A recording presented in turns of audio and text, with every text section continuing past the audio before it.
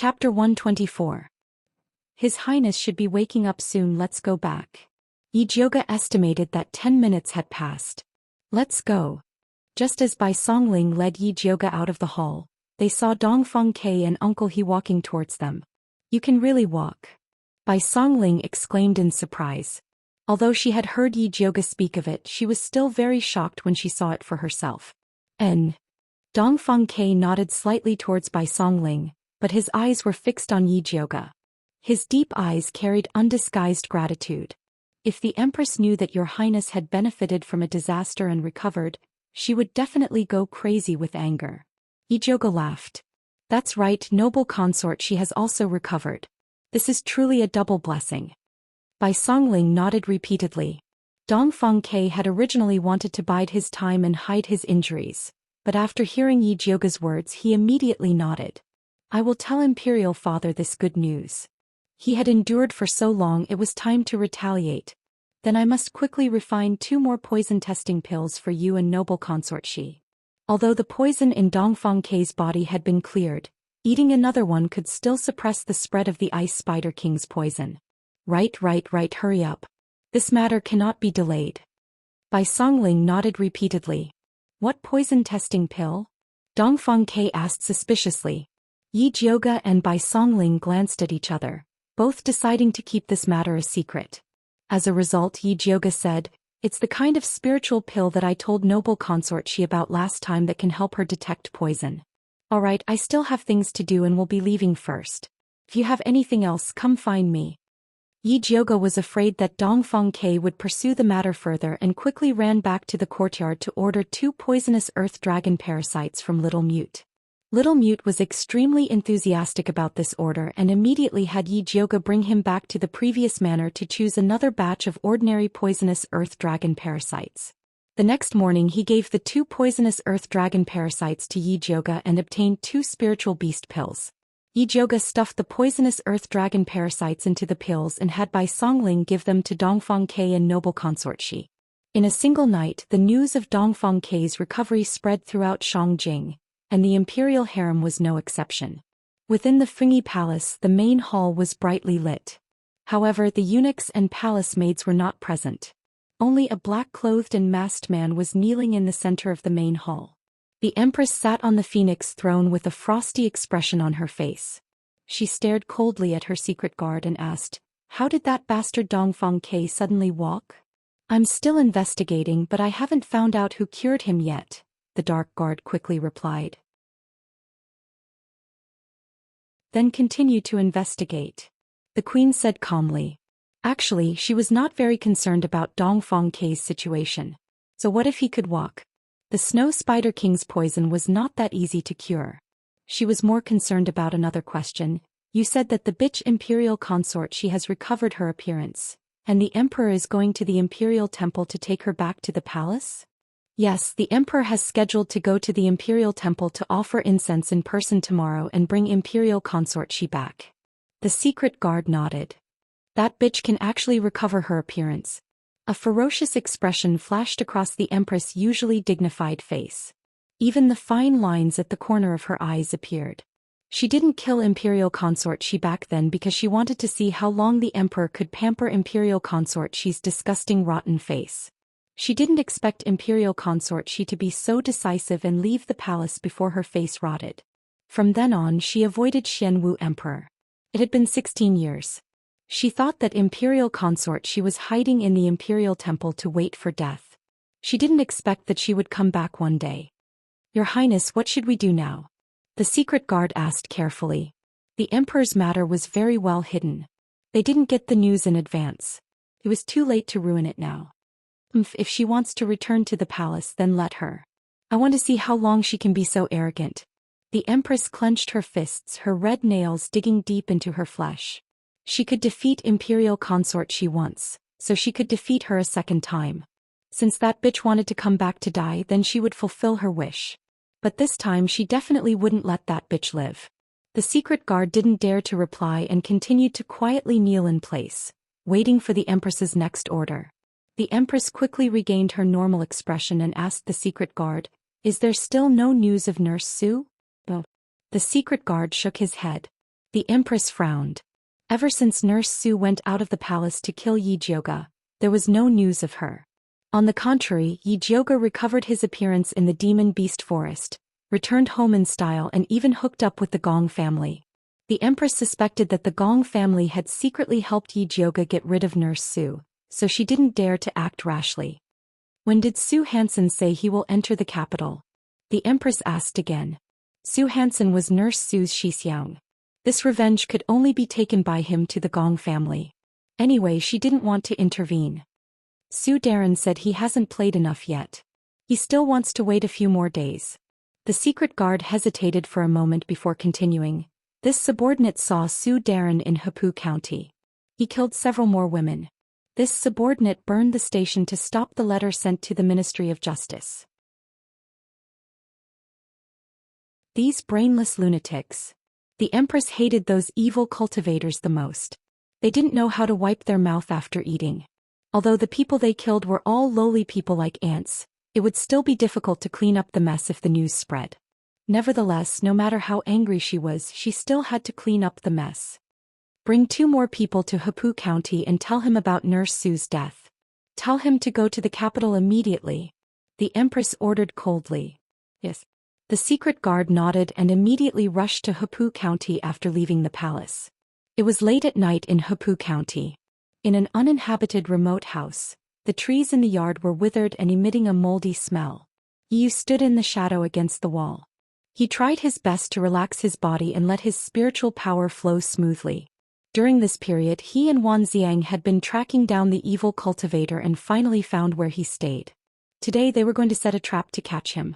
Because the evil cultivator was very sensitive to spiritual power, Wan Xiang was hiding 2 streets away. The strategy that he discussed with Wan Xiang was to try their best to keep the evil cultivator occupied and wait for him to come to support.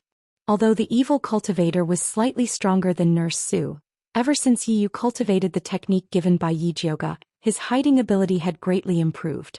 Especially after refining the yin qi that was unique to evil cultivators, he could even become one with the shadows. He was confident that he would not be discovered in advance by the evil cultivator, who was an advanced spiritualist. Just as Yi Yu was constantly adjusting his state, a green figure flipped over the wall of the house and quietly landed in the courtyard.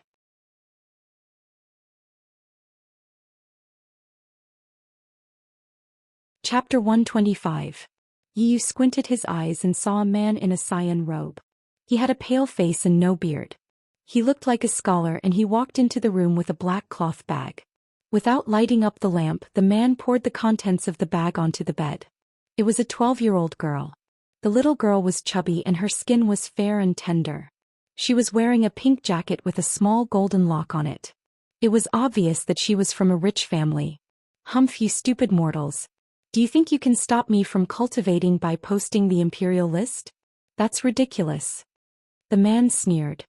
His fair and gentle face became very distorted in the moonlight, and his eyes were glowing with a faint red light.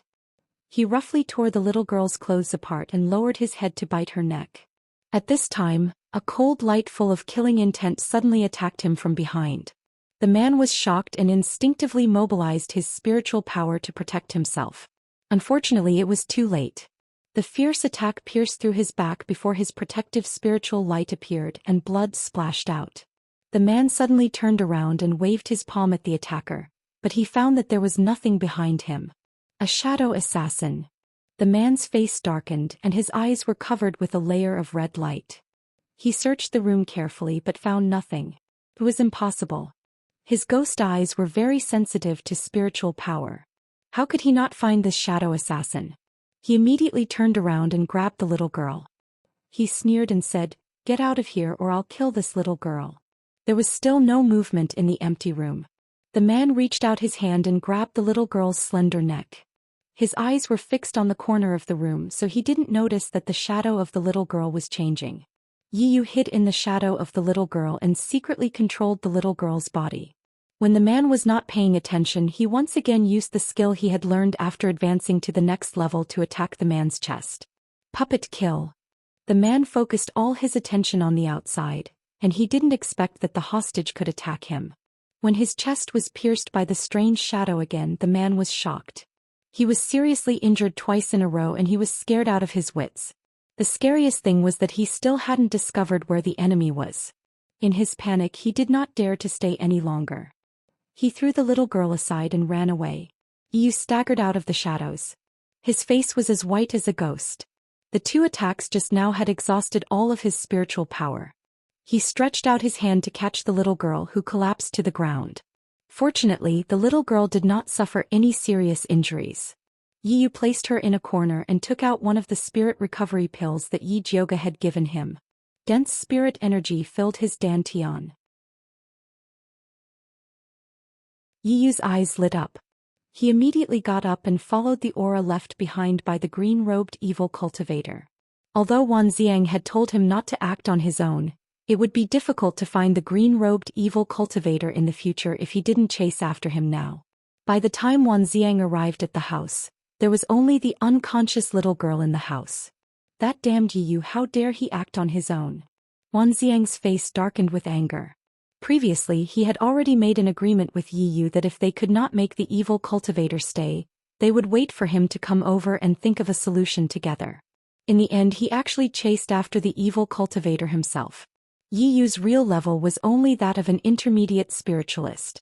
Even with the spirit recovery pills that Yi Jioga had given him, it was impossible for him to kill the evil cultivator. Wanxiang looked around carefully, but he could not tell which direction Yiyu had gone. He could only send the little girl back to the yamen first. At this moment two strange auras suddenly came from outside the house.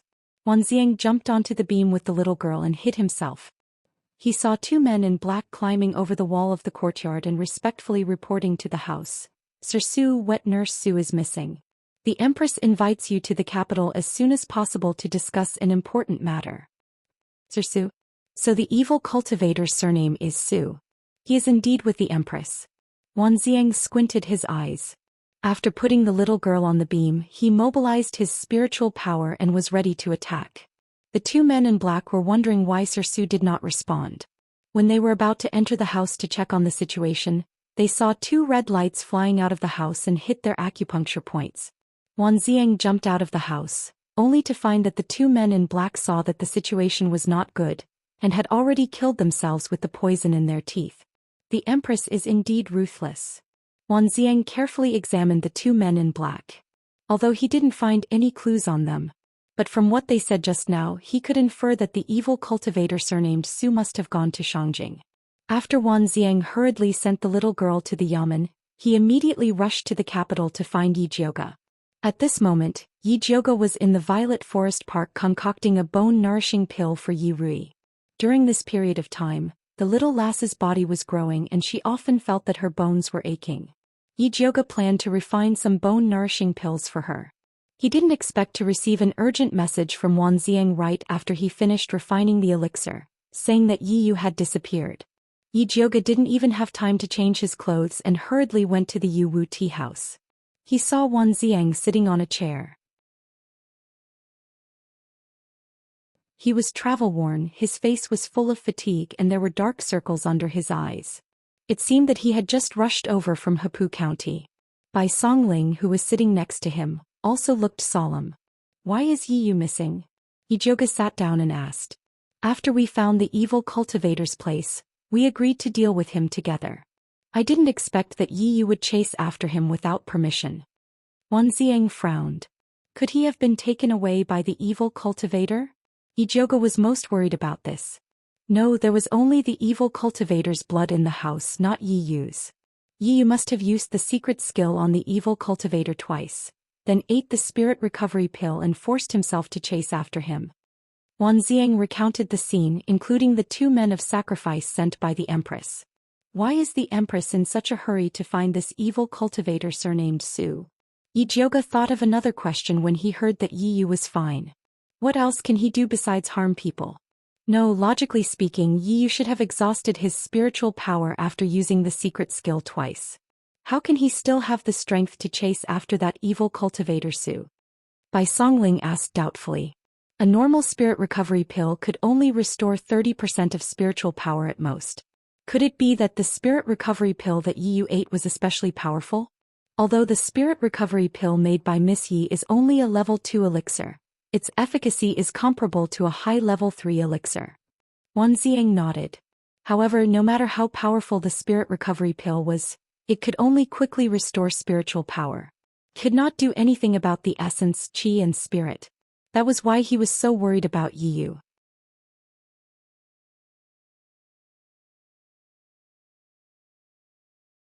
Chapter 126.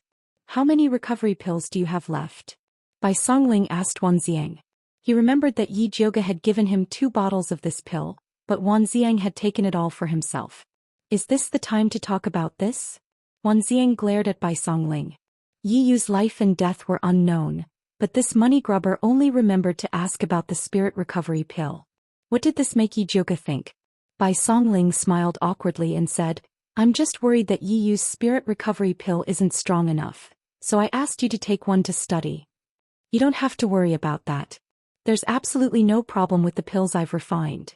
Yi Jioga waved his hand and said, since Yi Yu isn't injured then he should be fine. I'll use the secret signal to contact him later. She was very confident in Yi Yu's ability to protect himself. That's good. In addition to worrying about Yi Yu's safety, Wan Ziang was also worried that Yi Jioga would blame him. After all, he was the one who borrowed Yi Yu. He felt very guilty for not being able to return him to Yi Jioga in one piece. If there's nothing else, I'll be heading back first. Yi Jioga spoke straightforwardly, but he was still very worried about Yi Yu. We're done here. You can go back. If you find Yi Yu, let us know. Although Bai Songling still had a lot of questions to ask Yi Jioga, she didn't dare to waste her time when she saw her anxious look. After Yi Jioga left the Misty Rain tea house, he returned to the Purple Forest Park and changed into his nocturnal clothes. Then he went out to look for Yi Yu. According to Wan Ziang, the evil cultivator with the surname Su should have escaped back to Shangjing and was likely to find the Empress. Yi Jioga searched around the palace but did not find the Yi family's secret signal. Finally, he found a clue at the city gate. Following the signal that Yi Yu left behind, she finally arrived near the entrance of the Su family mansion. Why did Yi Yu come here? Was he chasing after the evil cultivator with the surname Su, or did he come to find Su Junqing? Yi Jioga looked up and saw red lanterns hanging in the Su family mansion. The bright candlelight illuminated the entrance very brightly. Although it was already dark, there were still many carriages parked in front of the gate. They were all here to visit Old Master Su. Although Old Master Su fell into a coma after coming out of seclusion, his spirit master cultivation was still there. Those who wanted to suck up to the Su clan still came in an endless stream. There were people who gave him elixirs, folk prescriptions and wandering doctors. In short, there was everything. She hadn't visited him since he fainted for so long. Yi Jioga turned invisible and nimbly jumped over the wall to enter the Su family's residence. She glanced around and found that the small building in the middle was the brightest. There were many servants going in and out. It should be the residence of an important person, so she quietly walked towards it. Yi Jioga's guess was right. This was Old Master Su's residence. At this moment, Old Master Su was lying on the bed with his eyes closed. His complexion looked good and he looked like he was in deep sleep. The members of the Su family surrounded great-grandfather Su's bed and served him personally, showing their filial piety. Su Junqing was also at the side and his handsome face was full of worry. Yi Yi Shi Shi Yu Tian. Xing for him. Yi Qiu for Yi. Su Yi, Shao Yi Song Su Su to you. Why? Do you feel sorry for him? Zishang asked. Why would I feel sorry for him? Yi Jioga wanted the old man to die. Then why are you asking? Zishang didn't understand. Yi Jioga didn't appreciate his help. I'm worried that you'll be exposed. Yi Jioga rolled her eyes. Although Zishang's demonic technique was well hidden, it was hard to guarantee that no one would notice. You should worry about yourself. Zishang's voice was cold. This idiot was questioning his ability. She didn't know what was good for her. What do you mean? Yi Jioga wanted to ask but Zishang ignored her. A fat middle-aged man said to Su Junqing, Junqing, your grandfather has been unconscious for so long. Even the doctors in the palace can't tell. What should we do? This man was Su Junqing's father, Su Yongming. Although he was the eldest son of the Su family, his aptitude wasn't outstanding. He was also very mediocre. If he didn't have a capable son like Su Junqing, he would have been suppressed by his siblings. Father, don't worry. The doctors have already seen him. They said that grandfather's fine. He will wake up after a while. Su Junqing still had the appearance of a modest young master. I hope so. Su Yongming wrinkled his face. He looked even older than old Master Su, who was lying on the bed. He looked like a good-for-nothing. Su Junqing's eyes flashed with disgust and disdain, but he quickly lowered his eyes. He used the excuse that he had to entertain guests and left the courtyard. He walked to a place where there was no one. His refined and handsome face immediately became very ugly. He punched the rock on the rockery and shattered it. Ever since grandfather fainted, the Su family was in a mess.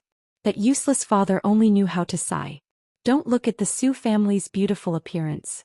In fact, it was already very dangerous. The people outside used the excuse of visiting to find out about old Master Su's condition. If the Su family showed the slightest weakness, they would immediately rush up and bite the Su family into pieces. Although he told the outside world that his grandfather had advanced too quickly and was in a deep sleep, Dongfang Ke was secretly manipulating the public opinion. He said that the Su family coveted Yun Tianwei's wealth and wanted to kill Yi Jiuge. That was why they provoked Yun Tianwei's friends to attack his grandfather. Now many people were secretly saying that the Su family deserved it and were waiting to see them become a joke. Su Junqing thought of those cold words and his chest started to heave up and down. But he quickly calmed himself down. There was no use thinking about it now. He had to quickly become stronger to the point where no one would dare to offend his Su family. Su Junqing thought of this and hurriedly arrived at a remote house in the Su family. Yi Jiuge secretly followed behind him. She jumped onto the roof and lifted the tiles to look down. She discovered that it was a very simple house. After Su Junqing entered the house, he lifted up a lotus painting on the wall and pressed down on a brick behind it. The wall flipped backwards, revealing a dark room. A faint light was revealed, causing Su Junqing's shadow to grow. Yi Jiuge squinted her eyes. She discovered that Su Junqing's shadow was a little strange.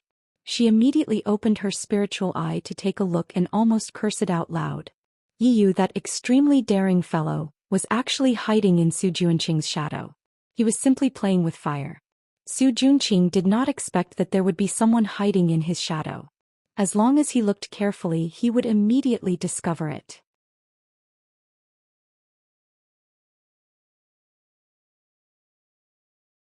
Chapter 127. At this moment, Su Junqing didn't notice anything unusual and stepped into the secret room. Yi Yu hid in his shadow and followed him in. Yi Jiuge looked at the closed secret door and her heart jumped to her throat. That evil practitioner was probably in the secret room. If Su Junqing talked to him about the process of getting injured, he might guess Yi Yu's special ability and Yi Yu would be in danger. But if she barged in now, she might miss some secret. She swayed left and right and couldn't decide what to do. Forget it, she would give Yi Yu the time it takes for a joss stick to burn.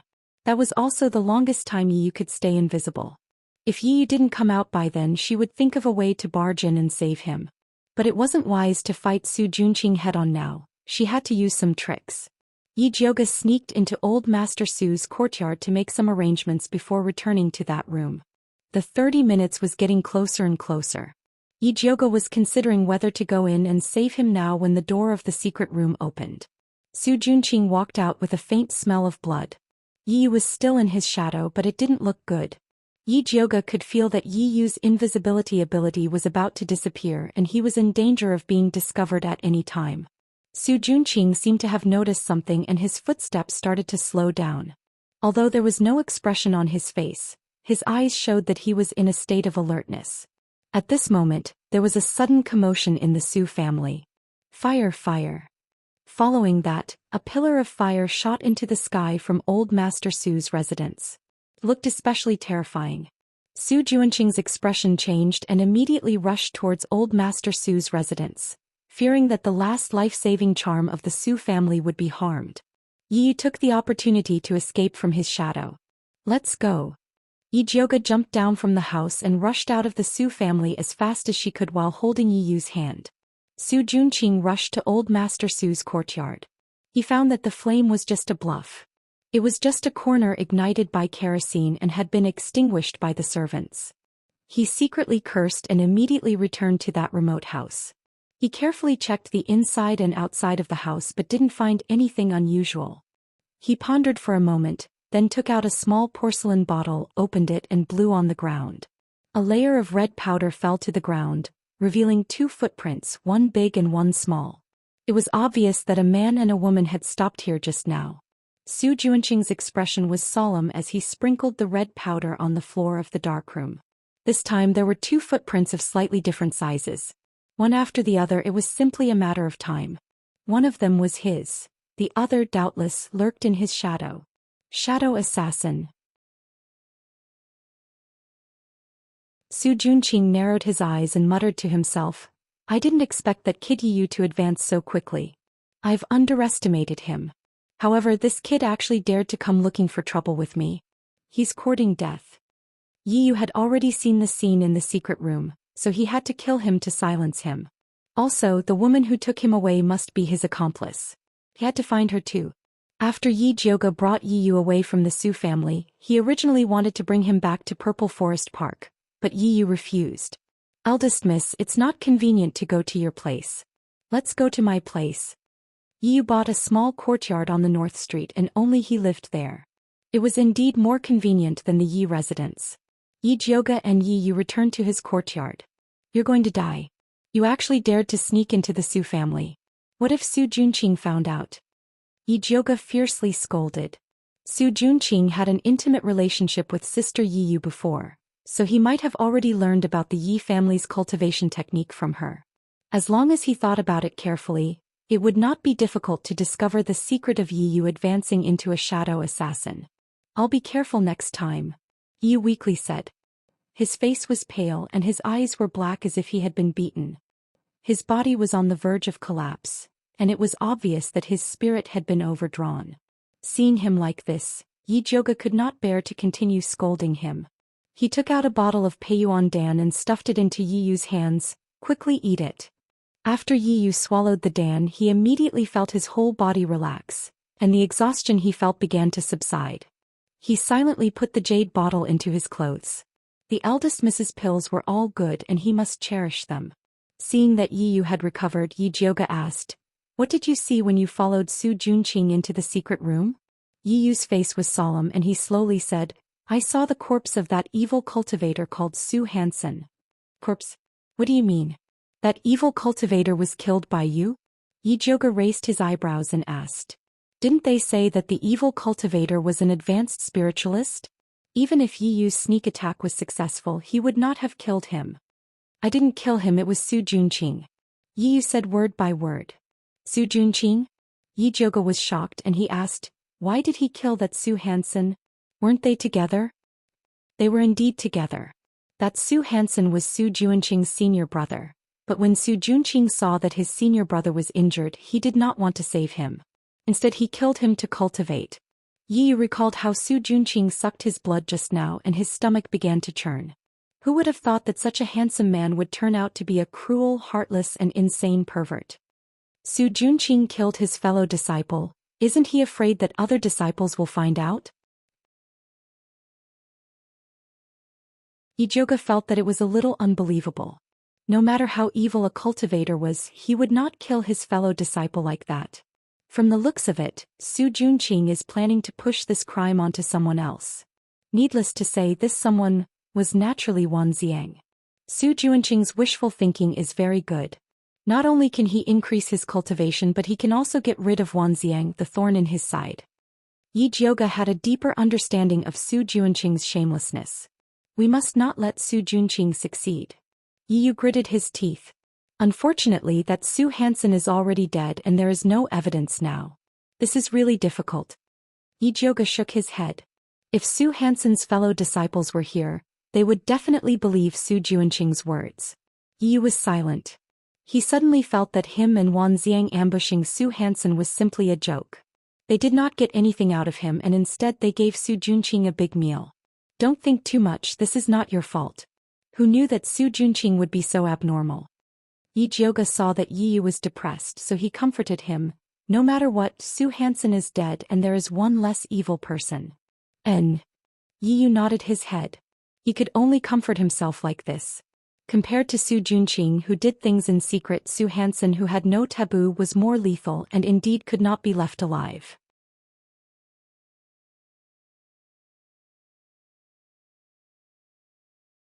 Chapter 128.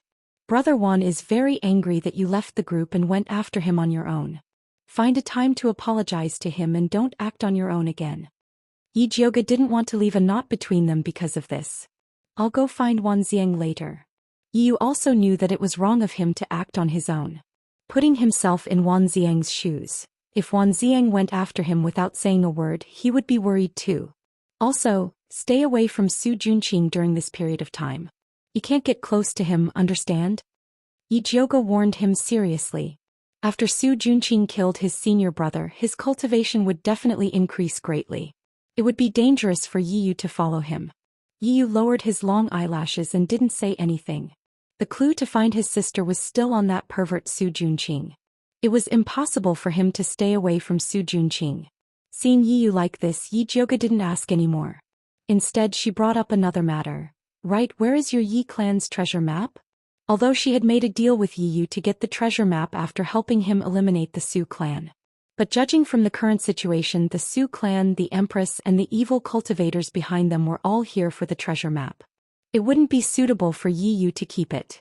Anyway, she would definitely deal with the Su clan, so it was reasonable for her to get paid in advance. It's on me. Yi Yu pulled out a red rope from his neck without hesitation. There was a black cloth bag hanging from it. He knew that he couldn't keep this treasure map. Rather than the Su clan and the crown prince taking it away, it was better to give it to Yi Jioge. Even if Yi Jioge couldn't help him eliminate the Su clan, she was worthy of this treasure map based on the help she had given him. Yi Jioge took the red rope and opened the bag. There was a key made of bronze inside. There were some exquisite carvings on the key. It looked like an ornament. Yi Jioge held the key and twisted it left and right. With a click, it was split into two. The head of the key was connected to a thin blade that shone with a cold light. The bottom was hollow and there was a ball of silk that was as thin as a cicada's wing. Yi Jioge took out the silk and looked at it. There were mountains and rivers on it. It was obviously a map. At this time, Zishang said faintly, "It's fake." How could it be fake? No matter how Yi Jioge looked at it, he felt that Yi Yu's treasure map was exactly the same as the crown prince's in terms of material, ink, and other aspects. Do you think that I am lying to you? Zishang's voice was somewhat cold. You wouldn't lie to me, Yi Jioge immediately said. However, she did not think that Yi Yu would lie to her. It was very likely that Yi Yu did not know that this treasure map was fake. Yi Jioge thought as he looked up at Yi Yu. This treasure map is fake, Yi Yu said in a low voice. Why did you give me a fake map? Yi Jioge put the fake map back into the key and threw it to Yi Yu. Eldest miss, please don't be angry. Yi Yu picked up the copper key and said in a low voice. The fake map inside this key is a smokescreen used by the Yi family to deceive outsiders. The real map is actually in my flesh. If it's dangerous to take it out, then forget it. Yi Jioge felt uncomfortable when he heard the word flesh. To her, the assassin Yi Yu was much more important than the treasure map. It's not dangerous. Yi Yu smiled and twisted the key again. Then he used the thin sharp blade on the head of the key to cut the inside of his arm. Then he picked out a long strip of beeswax from his flesh and handed it to Yi Jioge. Yi Jioge did not take it. Instead, he lowered his head to look at Yi Yu's wound. It's just a small wound. It's not a big deal. Yi Jioge's cutting speed was very fast and precise, so there was not much blood. Only then did Yi Jioge accept the beeswax. After crushing it, he took out the silk inside. This time, Zishang did not say anything. It seemed that this was the real deal. In fact, this map was very similar to the fake one from before. The only difference was that the silk used was not the same. The fake map was slightly darker in color, but it was hard to tell if they were not placed side by side.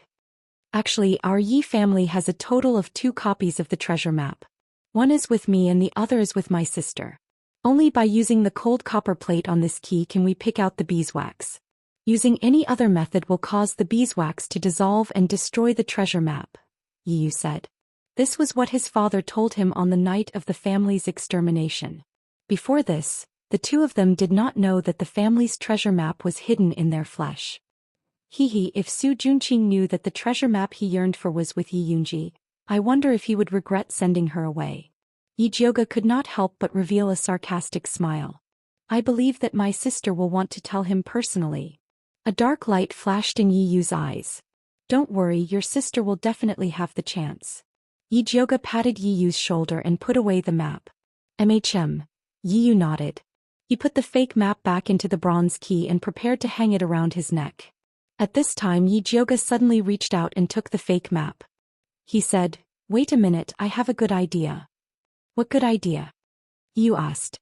"Later, bring this fake map to Wanxiang and tell him that it was taken from the heretic cultivator Zhou Xian. Then have him offer it to the emperor." Yi Jioga moved closer to Yi Yu's ear and instructed. Yi Yu's eyes immediately lit up when he heard Yi Jioga's words. Using Xianwu Emperor to deal with the heretic cultivator was a good idea. Remember what I said. Stay away from Su Junqing so that you don't alert the enemy. Yi Jioga warned Yi Yu again. "I know." Yi Yu nodded. "It's good that you know. It's getting late. I'll go back first. You rest well before you go find Wanxiang," Yi Jioga said as he stood up.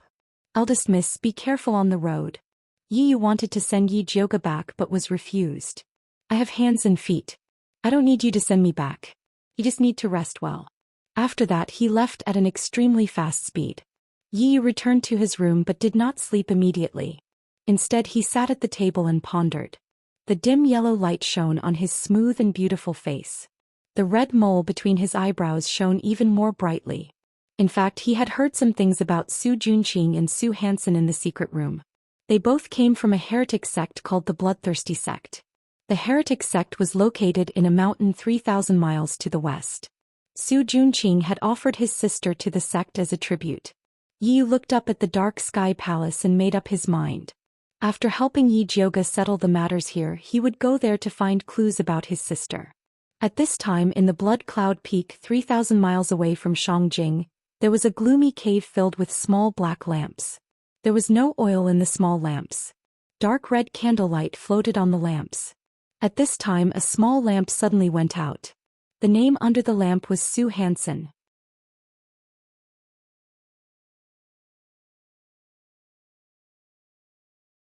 Chapter 129.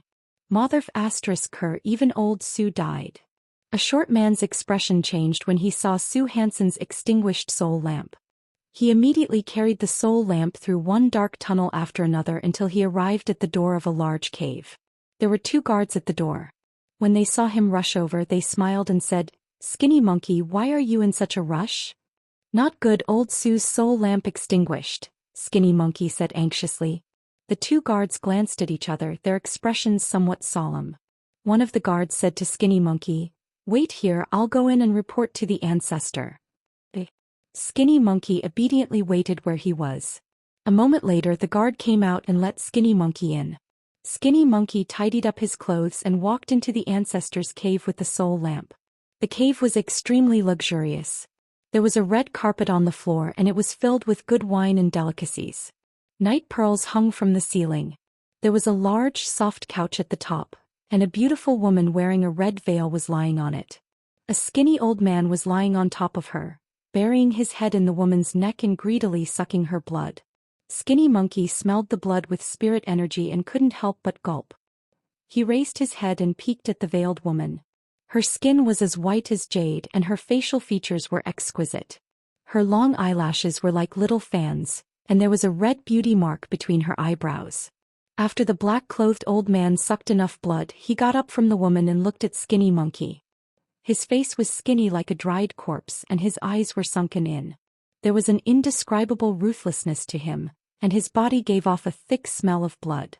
This old man was called Bloodthirsty Ancestor. He was a high-level spirit master and was only 1 step away from becoming a great spirit master.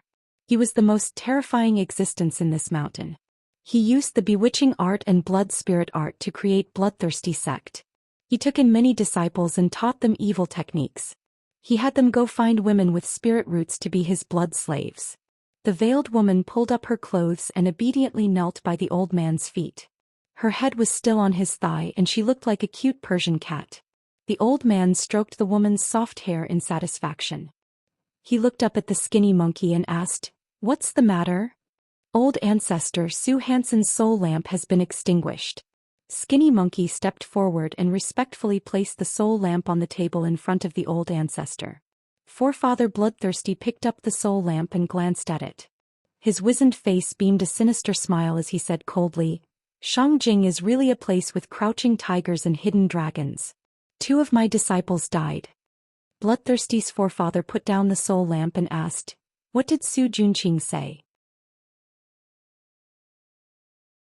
Ancestor Su Junqing has sent a letter saying that a few spiritualists from the Ministry of Justice have discovered that he is collecting young girls.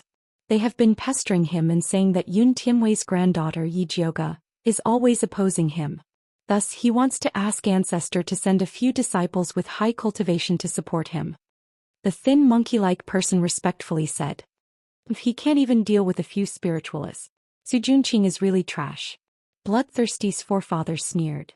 Ancestor is right.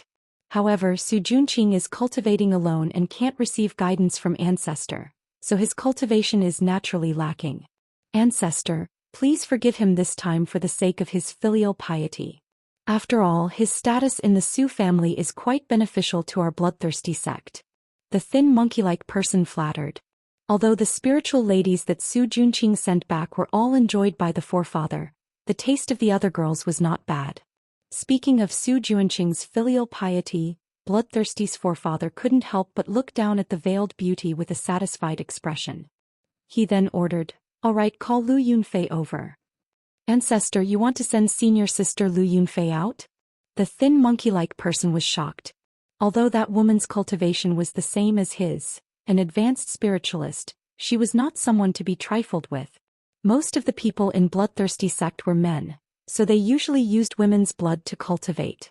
Women with spiritual roots were their favorite. For a woman like Lu Yunfei to be able to gain a foothold in Bloodthirsty sect, it went without saying how powerful she was. That's right. Didn't Su Junqing want to find someone with a high cultivation? There is no one more suitable than Lu Yunfei. Bloodthirsty's forefather waved his hand and said, go quickly. Yes. The thin monkey-like person quickly retreated. Not long after, a girl wearing a pink dress walked in. She looked to be around 16 years old and had a cute appearance. When she smiled, there were 2 dimples on her face. When she walked, she bounced up and down like an innocent girl. What orders does Ancestor have for Lu Yunfei? Lu Yunfei blinked her big eyes and asked Bloodthirsty's forefather. Su Hansen and Nanny Su's soul lamps are extinguished. Go to Shangjing and refine the people who killed them. Then help Su Junqing finish the task I gave him. Also bring back that girl called Yi Jioga. She is Yun Tianwei's granddaughter. She must taste good. Bloodthirsty's forefather revealed a gloomy expression. He couldn't help but rub the veiled woman's hair a little harder. Meow. The veiled woman suddenly let out a meow. Then she hit Bloodthirsty's forefather unhappily and turned her head away. Little treasure, it's my fault. I was too engrossed in my thoughts and accidentally hurt my little treasure. Bloodthirsty's forefather wasn't angry when she hit him. Instead, he smiled and coaxed the veiled woman. The veiled woman slowly turned around and rested her head on Bloodthirsty's forefather's thigh. Her watery eyes met Lu Yunfei's. Lu Yunfei looked at the red mole between the veiled woman's eyebrows. She suddenly pointed at her and said to Bloodthirsty's forefather, Forefather, after I bring back that Yi Jioga, can you give her to me? You want her? Bloodthirsty's forefather asked curiously. Yes, I like her face and that red mole. I want to peel off her skin for my collection. Lu Yunfei revealed an innocent smile. You just like to collect the skin of beauties. Bloodthirsty's forefather smiled lovingly. Then he nodded and said, when you finish your mission and come back, I should have sucked dry her spirit blood. Then you can have her. No, if you suck dry her spirit blood, she'll become trash. Why would I need to peel her skin? Lu Yunfei pouted and moved her feet. She looked like she didn't want to wear anything. I won't suck anymore. You can have it all. Bloodthirsty's forefather was very lenient to his capable subordinates. Then it's settled. Lu Yunfei bowed slightly and winked at the veiled beauty. She smiled and said, be good and wait for me to come back. The veiled woman didn't react from beginning to end. It was as if she didn't understand what they were saying. Her misty eyes didn't have any light at all. Lu Yunfei didn't care. She waved at the veiled woman and skipped out of the room. She looked in the direction of Thunder Country and revealed a bloodthirsty smile. She said darkly, Yi Jioga, right? I want to see what you can do. Then her figure flashed and disappeared.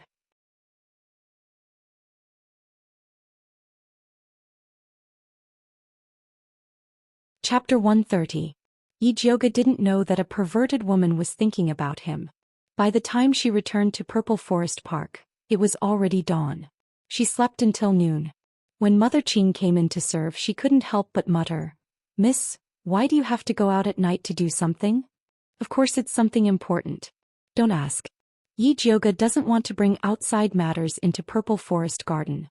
Mother Qing only needs to help her manage the courtyard. Alright. Mother Qing saw that eldest young miss didn't want to talk about it, so she changed the topic and said, "Eldest young miss, Yudi and Hua Dai's aptitude is pretty good. This old servant intends to let them officially cultivate. What grade of bone-opening medicine do you think is better?" Bone-opening medicine was the first step of cultivation. A good bone-opening medicine could stabilize a cultivator's meridians, and in the future cultivation would be twice the result with half the effort. However, good bone-opening medicines were not cheap. Normally, it would be good if a large family could buy a set of middle-grade medicine to nurture their own subordinates.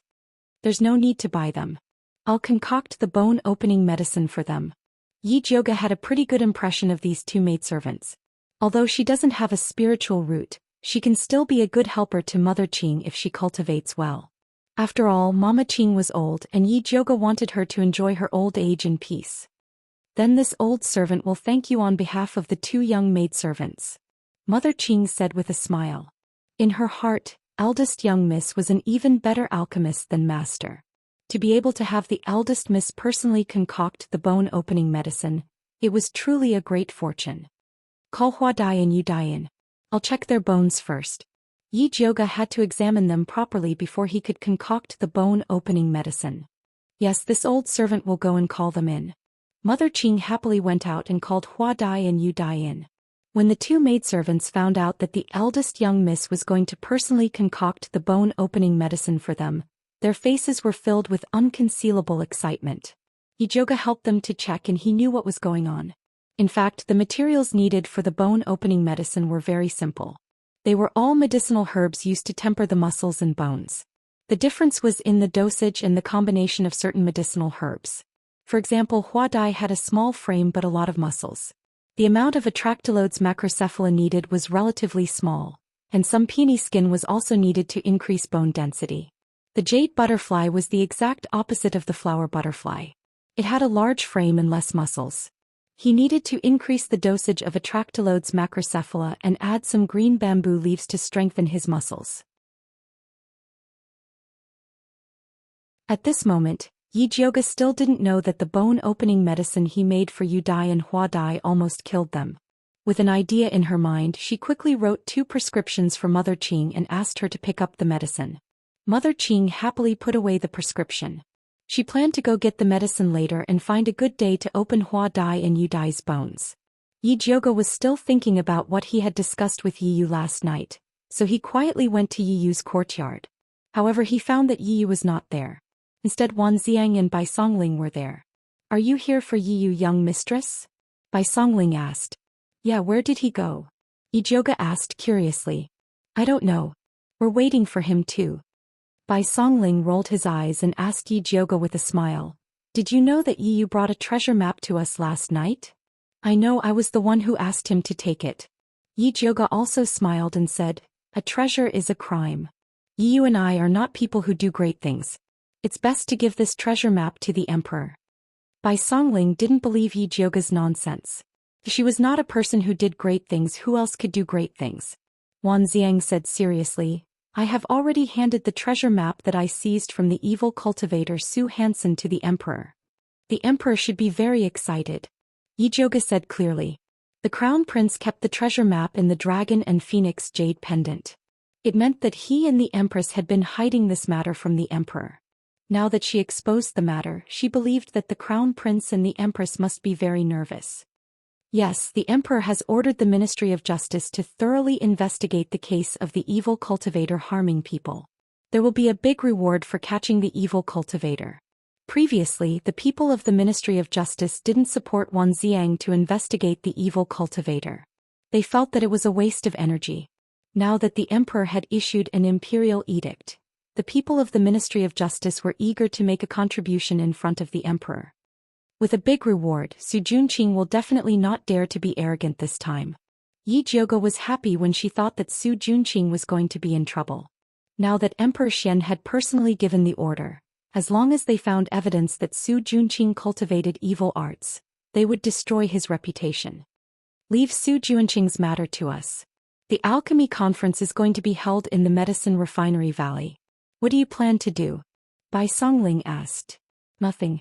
Yi Jiuge had never been interested in the competition. She preferred to quietly do research and concoct pills. I heard that the winner of this competition will be rewarded with an alchemy furnace from the weapon refining sect. It's worth 30,000 gold coins. Bai Songling felt that it was a pity that Yi Jiuge didn't participate. In order to attract more alchemists, Emperor Xianwu had always wanted to raise the standards of the Thunder Country's alchemy competition. Therefore he put in a lot of effort this time. 30,000 gold coins?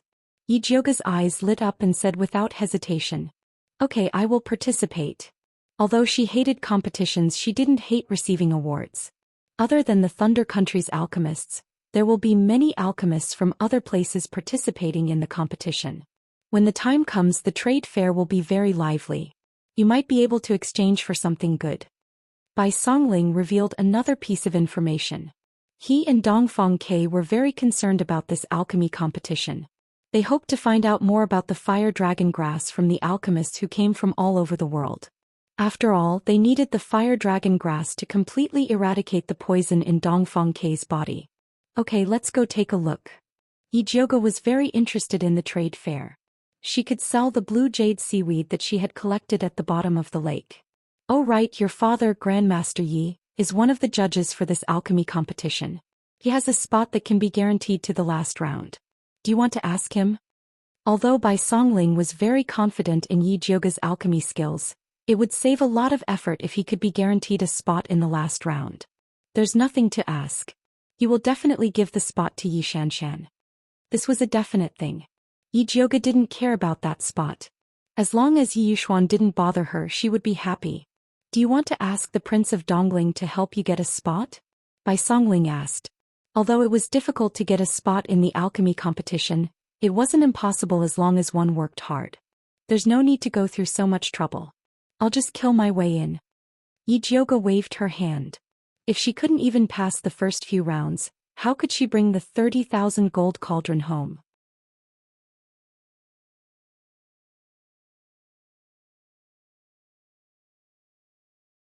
Chapter 131. The first few tests weren't very difficult, there shouldn't be a problem.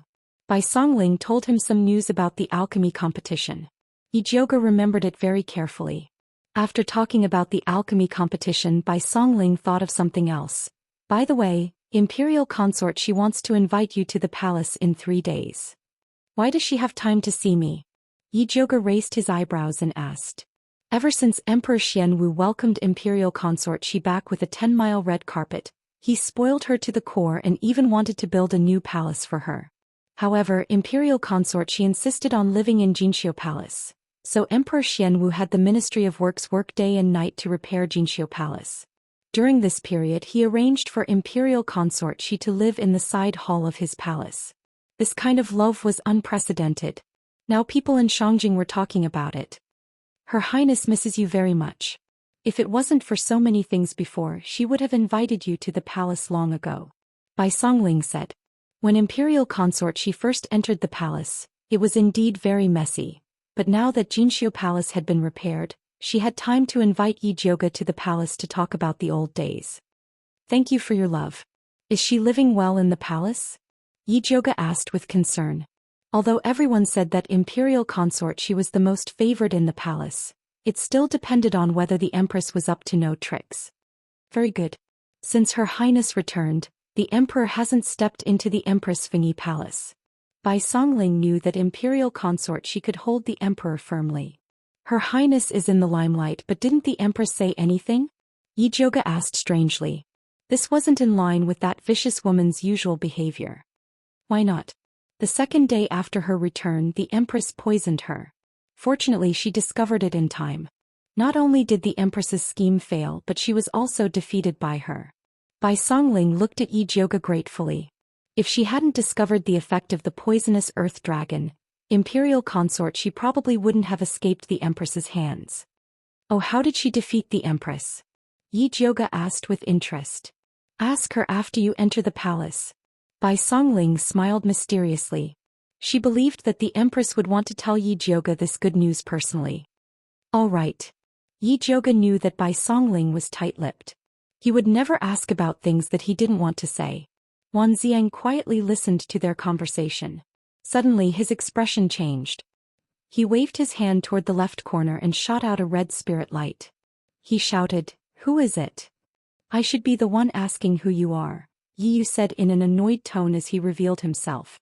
These fellows had occupied his courtyard and even wanted to kill him. Was there any justice in this world? Where did you go?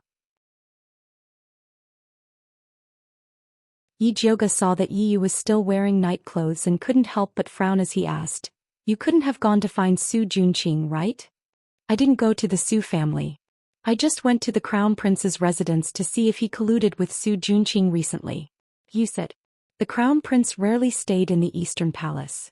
He usually stayed in the Crown Prince's manor outside. "What did you discover?" Yi Jiuge asked. "The Crown Prince is in charge of the alchemy competition this time. He has been very close to Yi Xianxia recently.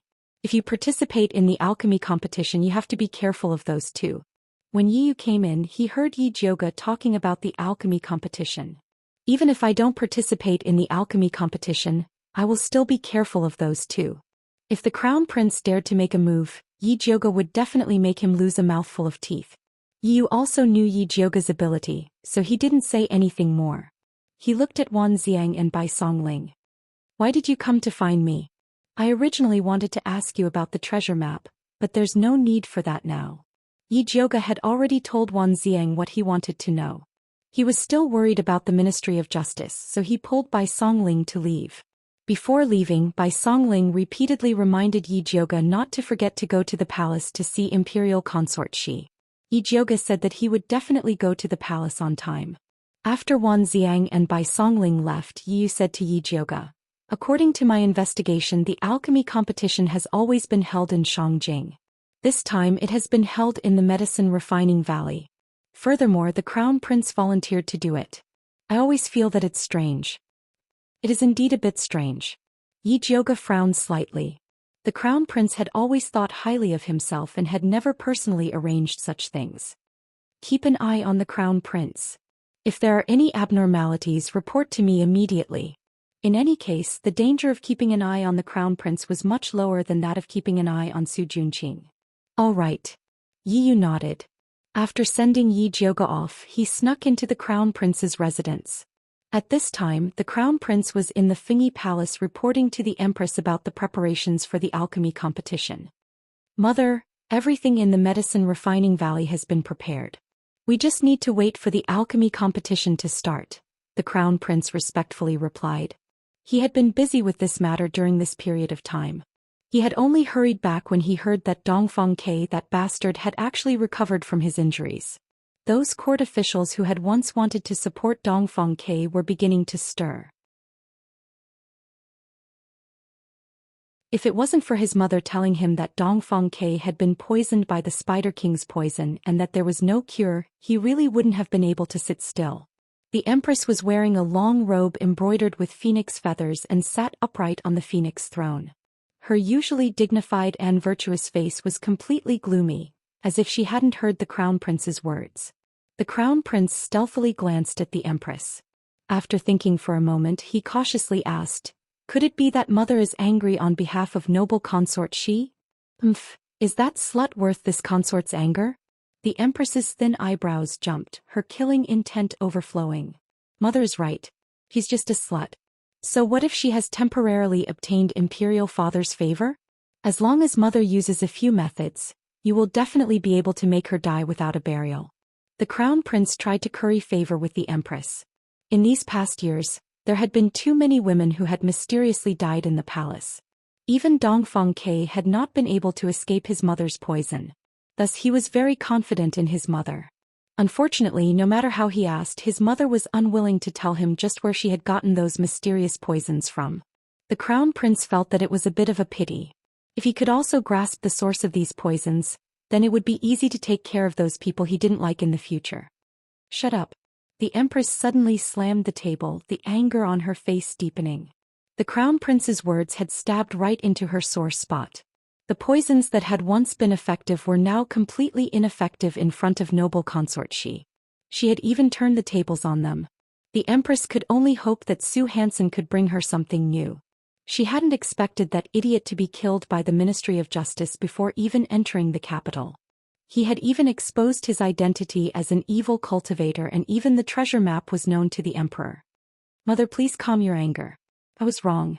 Although the Crown Prince didn't know what he had said wrong, it was always right to quickly admit his mistake.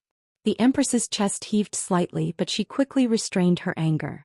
She looked down at the Crown Prince and said, "Bring Su Junqing into the palace tomorrow. This consort has something to ask him."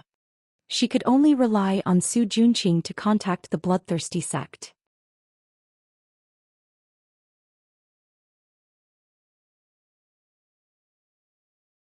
Chapter 132. Mother, if you have anything to say, just let me convey it. Why do you have to see that despicable person? The Crown Prince hated Su Junqing to the core. Don't make me say the same thing twice. The Empress's tone was cold and her sharp eyes were frightening. The Crown Prince's heart skipped a beat. He quickly cupped his hands and said, "I don't dare." "All right, you may leave." The Empress waved her hand impatiently. She had been hiding her relationship with the bloodthirsty sect from the Crown Prince because she didn't want him to get involved. The disciples of the bloodthirsty sect were crazy and had no bottom line. They might kill themselves one day. If she hadn't wanted to deal with Bai Linglong and her son and that bitch Imperial Consort she wouldn't have done this. It was all those damn guys' fault. The Crown Prince saw the Empress's ferocious expression and didn't dare to ask more. He quickly left the palace and went to the Su family. "Welcome, Crown Prince. Please forgive me for not going out to greet you." Su Junqing bowed respectfully. The Crown Prince glanced at Su Junqing and said in a condescending manner, "You may rise." "Thank you, Crown Prince." Su Junqing straightened up. His handsome face was full of smiles. He didn't feel humiliated at all. If this kid really knows how to act. The Crown Prince snorted in his heart and stepped back. He then said arrogantly, "Mother wants to see you. Tomorrow pretend to be a little eunuch and follow me into the palace." Actually, with Su Junqing's identity he could enter the palace openly, but the Crown Prince wanted to humiliate him this way. Which man in the world would be willing to pretend to be a eunuch? Su Junqing's eyes flashed coldly, but he quickly concealed it. He continued to ask respectfully, "May I ask why the Empress summoned me into the palace?" "Enter the palace when I tell you to. Why do you ask so many questions?" The Crown Prince narrowed his eyes. His sharp gaze was quite similar to the Empress's. "I overstepped my bounds. Please forgive me, Crown Prince." Su Junqing quickly bowed and apologized. "Okay, you prepare well. The Imperial Palace will send someone to pick you up tomorrow." The Crown Prince was too lazy to talk to Su Junqing, so he left after saying this. After Su Junqing saw the Crown Prince off, his handsome face immediately darkened. The Empress must have summoned him because of Su Xian and the exposure of the treasure map. The situation in Shangjing had been complicated recently. The Ministry of Justice was arresting heretics everywhere. Since they couldn't catch the evil cultivator, they just randomly grabbed people to be their scapegoats, causing him to be unable to continue his business of selling virgin girls. Seeing that the delivery time was approaching, he began to worry. On the surface, he was the disciple of bloodthirsty ancestors' disciple. He was only a disciple of the bloodthirsty ancestors' disciple. Su Junqing didn't just want to cultivate. He also wanted to create a tense atmosphere in Shangjing so that Forefather Bloodthirsty would send more disciples with higher cultivation bases. This way he could not only complete the ancestors' task, but he could also use to eliminate One Lord. He didn't know that the ancestor. If it was a useless idiot like Su Xian, then don't blame me for using it to practice. Unless those people of Su the same his senior brothers and sisters in Kuden. Unless unless ancestor then. Ancestor not. Su either. The next day the Crown Prince sent someone to pick up Su Junqing, but he didn't let him be a eunuch. The next day the Crown Prince sent someone to pick up Su Junqing, but he didn't let him disguise himself as a eunuch. No matter how much the crown prince wanted to humiliate Zhou Xian, he didn't dare to do so in front of the empress. The empress didn't sleep the entire night. Her face was gloomy as she sat on her throne like a statue. The palace maids and eunuchs of Fengyi Palace were so scared that they didn't even dare to breathe. The entire palace was as quiet as a tomb. It was only when the crown prince brought Zhou Xian into the palace that it became lively. The empress saw that Zhou Xian's expression was much better. She found an excuse and had the crown prince, the palace maids and eunuchs leaving only Zhou Xian for questioning. The crown prince didn't expect that the empress wouldn't even let him stay. Although he was unwilling, he didn't dare to disobey the empress's orders. He could only blame this on Zhou Xian. This subordinate greets the empress. Zhou Xian respectfully bowed to the empress. At ease. The empress raised her hand and went straight to the point. This consort needs a poison that can kill noble consort Shi and Dongfang Quebec. What does the empress mean? Didn't Su Mommy give you a lot of poisons? Zhou Xian asked curiously. Su Mommy was an expert in poisons. After following the empress for so many years, she should have a lot of poisons in her hands. Those poisons are useless against that bitch noble consort Shi, the empress said fiercely. She had tried all the poisons in her hands in the past few days. Not to mention noble consort Shi couldn't even poison Zhou Mommy and Hong Xiu to death. She used to control the entire harem with these poisons, and everyone's life and death was in her hands. Now that she had lost this reliance, she was extremely unwilling and urgently wanted to take it back. It seems that noble consort She had a great opportunity and found a poison-repellent treasure. Zhou Xian was very confident in the poisons refined by the bloodthirsty sect. Ordinary people wouldn't be able to resolve them. It is indeed possible. In fact, the empress also had such doubts and had already secretly sent people to investigate. However, Hong Xiu's defenses were too strict, and her people couldn't enter Splendid Palace to search at all. If only Mommy Su was here. She would definitely be able to help her investigate these matters clearly.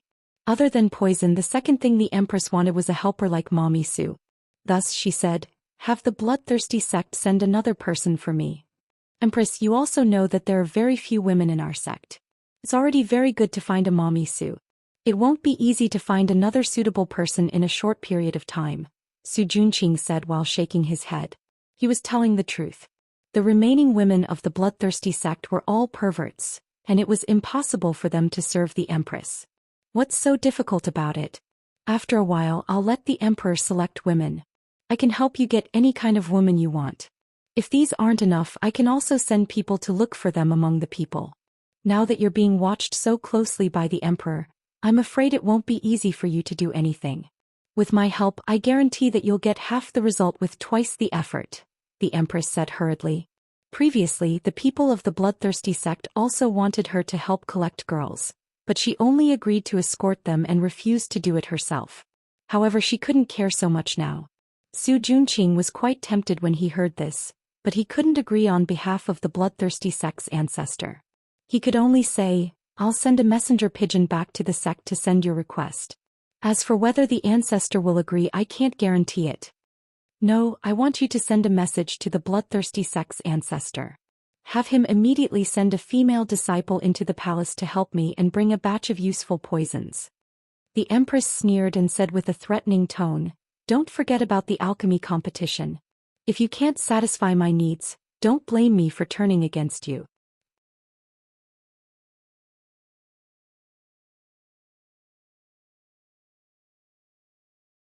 Chapter 133.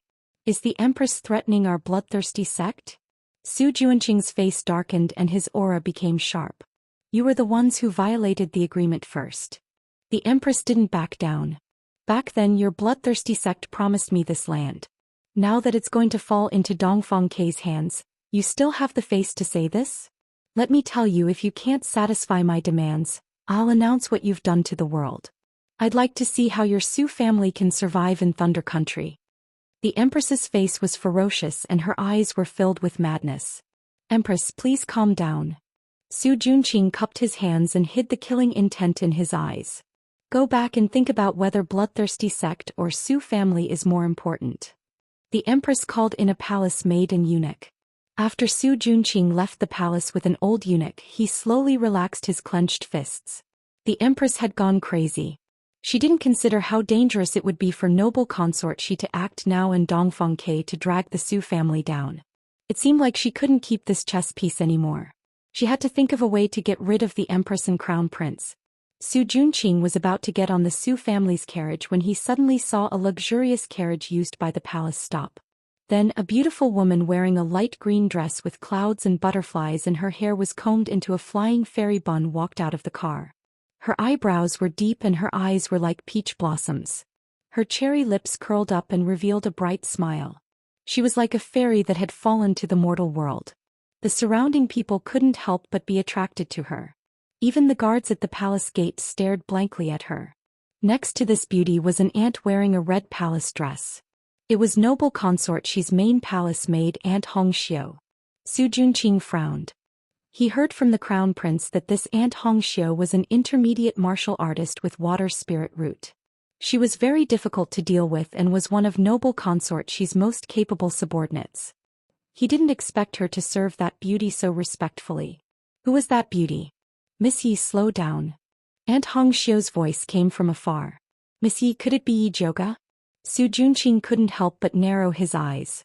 Although he heard that Yi Jioga had recovered her appearance, he didn't think that she would be any better. He didn't expect her to be so beautiful. Bloodthirsty's forefather loved this face the most. If he could help the old ancestor bring the person back, not only would he be able to get rid of a huge threat, but he would also be rewarded by the old ancestor. It was really killing two birds with one stone. Su Junqing thought as he moved towards Yi Jioga. Miss Yi, there is a fly flying towards you. Aunt Hongxiu said sarcastically.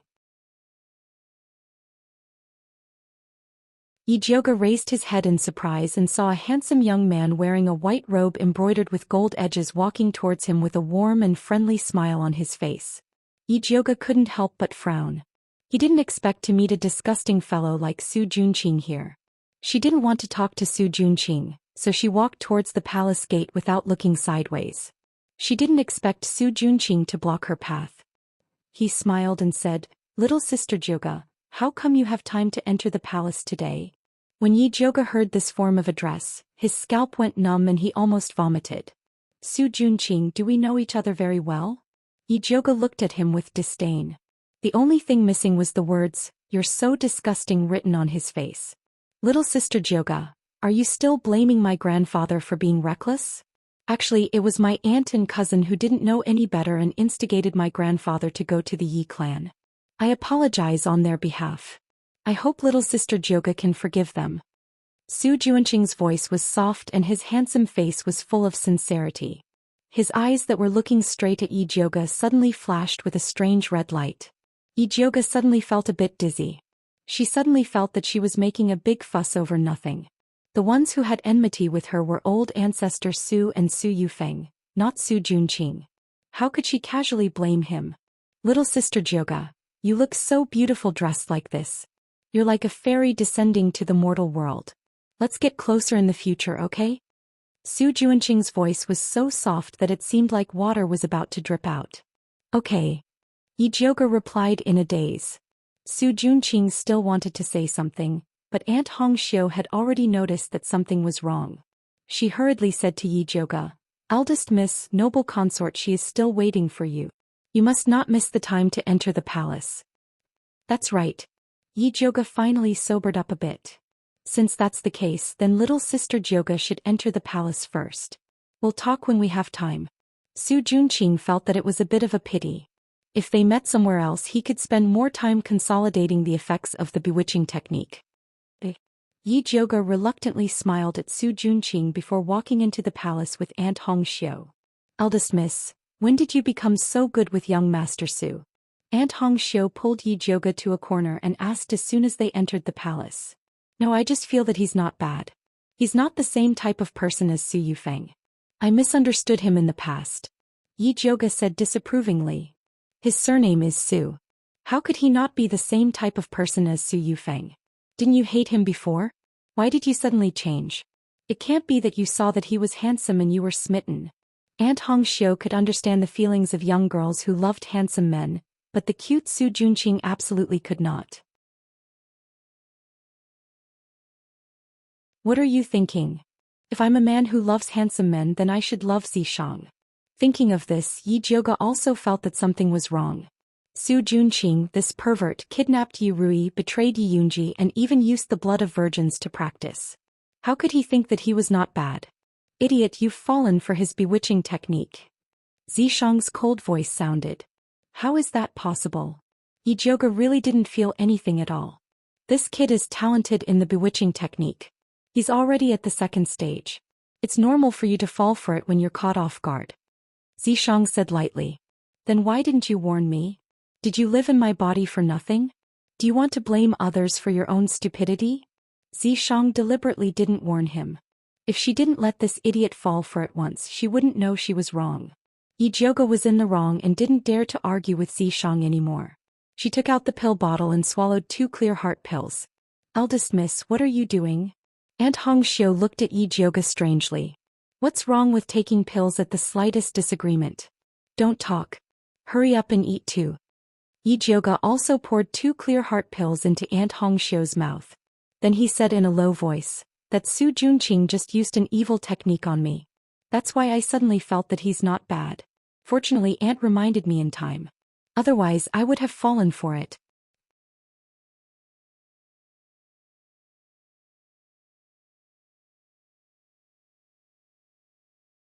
Chapter 134. I see. Eldest miss, you have to be more careful in the future. Aunt Hongxiu was terrified when she thought of the little girls in the capital who would die for Su Junqing. She didn't want Yi Jioge to become one of them. It's fine. I'll just take the medicine in advance when I see him in the future. Yi Jioge shook the jade bottle in his hand. As a spirit alchemist, he had a lot of pills. That's good. Aunt Hongxiu was very confident in Yi Jioge's alchemy skills. Let's go. Don't let Her Highness wait for too long. When Yi Jioge and Aunt Hongxiu arrived at Splendid Palace, she thought they had come to the wrong place. The last time she entered the palace, Splendid Palace still looked old and defeated. Now it was magnificent. Beautiful flowers were placed on both sides of the road. There was even a peach blossom forest that wasn't there before. As expected of the 6 palaces, Nanny Zhou was waiting at the door. When she saw Yi Jioge from afar, she greeted him with a smile. Eldest miss, you're finally here. Her Highness was talking about you. Nanny Zhou, long time no see. Yi Jioge smiled at Nanny Zhou and walked into the gorgeous Splendid Palace with her. Imperial consort, she was wearing a rust-red bright gold crab claw chrysanthemum palace dress. In the middle of her high bun was a phoenix spreading its wings. It was inlaid with jade and 7 jewels. On the side was a golden phoenix holding a pearl and a golden wing hairpin. She was peerless and dignified, showing the majesty of a beloved consort. Jioge is here. Imperial consort, she smiled and stood up. She personally came over to hold Yi Jioge's hand. Her sharp aura had completely disappeared. She was as intimate as when they were in the Dongling Wangfu. Her Highness, eldest miss also brought you a gift. Aunt Hongxiu put the mahogany box she had been holding on the table. Why did you bring something when you came? Aren't you alienating me? Imperial consort, she was annoyed. It's not anything expensive. It's just some henna and fragrance powder I made myself. Yi Jioge opened the mahogany box and took out the white porcelain bowl inside. Jioge really understands me. I don't dare to use the things in the palace. I was just worrying about where to buy them. Imperial consort, she said in surprise. Her Highness, see if you like it. Yi Jioge opened all the bottles. Noble consort, she's skin was very white, and 2 bright colors would make her look vulgar. Therefore she made a set of all kinds of fresh and natural colors, from light to dark, and let noble consort she choose freely. First miss is really considerate. I have never seen such a beautiful nail flower. Nanny Zhou praised sincerely. It is indeed beautiful. I like it very much. After looking at them one by one, noble consort, she chose the lightest pink and couldn't wait to let Nanny Zhou dye it for her. This color really complemented her fingers, making them look even more white and tender. Oh right. Your Highness, I heard from Big Brother that you were poisoned by the Empress as soon as you returned to the palace. May I know what happened? Not only did I humiliate that evil woman, but I also cut off her arm. Imperial consort, she proudly recounted what happened. It turned out that on the 2nd day after she returned to the palace, The emperor held a banquet in the inner palace to welcome her. She had been eating well before, but she suddenly felt nauseous and wanted to vomit. After careful investigation, she found that there was something wrong with the wine. Speaking of this, imperial consort, she suddenly revealed a mysterious smile and asked Yijioga, "Do you know what I did with the poisoned wine in the end?" Yijioga thought for a moment and guessed, "You poured the poisoned wine away?" "No, guess again." Imperial consort, she shook her head.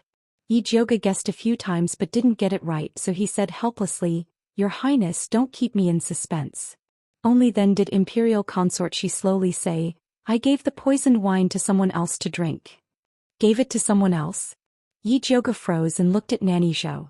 Was she asking her to block the bar? Speaking of which, the situation that day really scared this old servant to death. Nanny Zhou sighed and looked at imperial consort. "Your Highness, you are too bold. You actually gave the poisoned wine to the emperor to drink." "What? Gave the emperor the poisoned wine to drink?" Yijioga looked at imperial consort in shock. For a moment he wondered if imperial consort was crazy. "I'm not crazy." Imperial consort smiled and said, "I wasn't the one who poisoned him. If anything happens to the emperor, it's naturally the one who poisoned him." When the palace maid who poisoned him saw that imperial consort actually gave the poisoned wine to the emperor to drink, she was so scared that she immediately broke the wine pot. Imperial consort provoked a few words from the side, and the emperor angrily interrogated all the people in charge of the banquet. Although those people didn't expose the empress, the head eunuch who had been in charge of the imperial kitchen for many years was beheaded. Imperial consort took the opportunity to place her own people there. The empress suffered a big loss, but she couldn't say anything. She almost died of anger. "Your Highness is amazing," Yijioga said with admiration. When this woman became ruthless, she was really willing to do anything. "Speaking of which, it's all thanks to the poison testing pill you gave me. Otherwise, let alone the empress, I'm afraid I wouldn't even be able to keep my life." Imperial consort looked at Yijioga gratefully. Yes, this servant and Nanny Zhou also escaped the empress's evil hands thanks to eldest Mississippi. The reason why Aunt Hongxiu was so respectful to Yijioga was because of this. "It's okay. If you guys eat well, I'll go back and ask Brother Bai to send a few more bottles. You can give it to whoever you want, but you must watch them eat it. Don't let this pill fall into the empress's hands. Otherwise it will be troublesome," Yijioga said cautiously. Those poison testing pills contained live poisonous earthworms. As long as you pinched it, you would know the truth. "Don't worry, other than Nanny Zhou and Hongxiu, I won't give it to anyone else." Imperial consort smiled faintly. This poison testing pill was her life-saving item. Only Nanny Zhou and Aunt Hongxiu, who had followed her for most of her life, were qualified to use it. "Your Highness, when we entered the palace, we met Su Junqing at the entrance." "Why did he enter the palace?" Yijioga asked again. "It's because that evil woman, the empress, called him in. She probably wants to find him to harm us." With the poison testing pill, imperial consort didn't put the empress in her eyes anymore. "Your Highness, it's better to be careful. That Su Junqing's evil arts are quite powerful. Even I almost fell for it just now," Yijioga said solemnly. "When you see him in the future, you must take the clear heart pill in advance. Don't worry, Su Junqing won't be able to jump around for long. The emperor is very concerned about the evil cultivator. In addition to letting the Ministry of Justice handle it, he has also sent many secret guards to investigate. Su Junqing will reveal himself sooner or later. Also, I mentioned the empress and the crown prince in front of the emperor once, and he became suspicious of them." Imperial consort smiled. She couldn't wait for the empress and Su Junqing to get closer. When Su Junqing's identity as an evil cultivator was exposed, the empress and the crown prince would die without a burial place.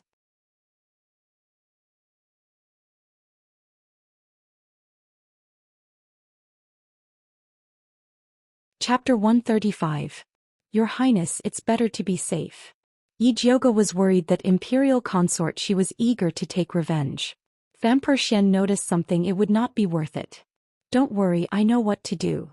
Noble consort wasn't in a hurry to take revenge at all because she was enjoying the fact that the empress didn't like her but couldn't get rid of her. Yi Zhouge chatted with noble consort Shi for a while, and seeing that it was getting late, he excused himself with the excuse of preparing for the alchemy competition. Although noble consort Shi was reluctant, she didn't want to delay Yi Zhouge's business, so she asked Aunt Hong Xiu to send Yi Zhouge back. Not only did he give her a cart full of good stuff, he even gave her a place in the alchemy competition.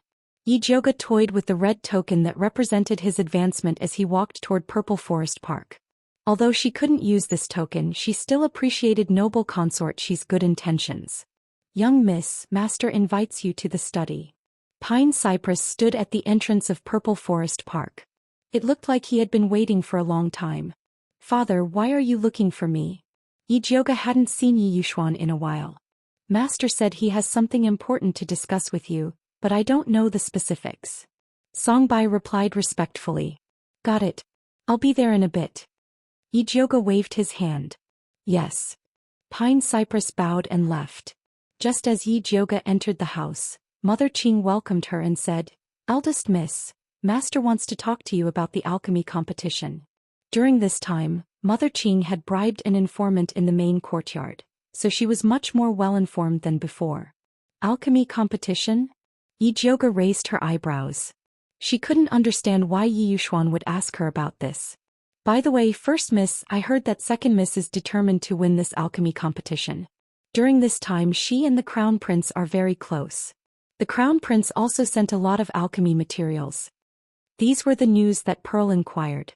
The Crown Prince sure knows how to win people over. Yi Zhouge couldn't help but laugh. Win over my ass. Fortunately, the young miss woke up early and broke off the engagement with this scumbag. Mother Qing said disdainfully.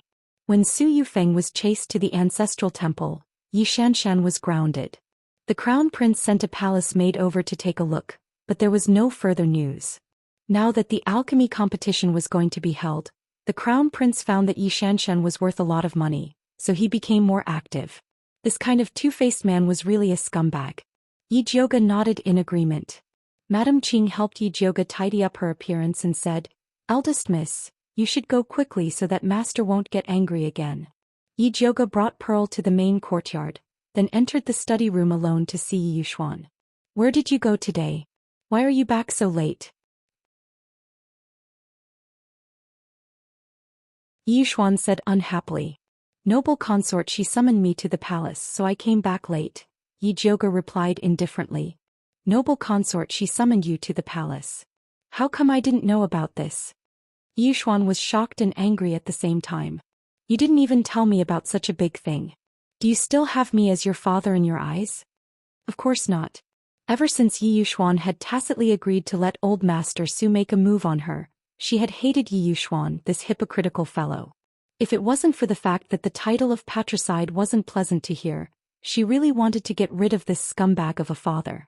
Yi Zhouge suppressed her anger and coldly said to Yi Yuxuan, If you're looking for me to talk about this, then there's no need. With that, she stood up and was about to leave. Wait a minute. Yi Yuxuan shouted at Yi Zhouge and quickly said, This pill refining competition will be held in the medicine refining valley. You three sisters must help each other when you go out. You are the eldest sister, so you must take good care of your two younger sisters. I will naturally take care of fourth sister, but second sister, you should find someone else. Asking her to take care of Yi Xianxia, what kind of joke was this? It was already kind enough that she didn't find a ditch to drown Yi Xianxia. What kind of attitude is this? Yi Yuxuan slammed the table and scolded, I know you are unhappy because of the Su family, but when you go out, you sisters represent the Yi family's face. I don't care what conflicts you have at home, but when you go out, you must unite and help each other. Puchi. Yi Zhouge suddenly laughed. What are you laughing at? Yi Yuxuan asked angrily. So father also knows that when we go out, we represent the Yi family's face. I thought that we represent the Su family's face. Yi Zhouge laughed. What nonsense are you talking about? The Su family is the Su family and the Yi family is the Yi family. How can you talk about them together? Yi Yuxuan said with a black face. Father says one thing but he does another. At that time, old man Su brought the Su family's guards and aggressively shouted at her to kill. He wanted to kneel down and slap her. Yi Yuxuan just watched from the side as if he respected old man Su. Now he still had the face to tell her that the Su family was the Su family and the Yi family was the Yi family. This face was really disgusting. Yi Yuxuan's face couldn't hold it anymore and said angrily, "Old man Su is your elder. He's already so old, so what if you let him have a little? Let him beat me to death?" Yi Zhouge's tone was as cold as ice. "He's just saying it, he won't really make a move. On the other hand, you're so young but your temper is so fierce.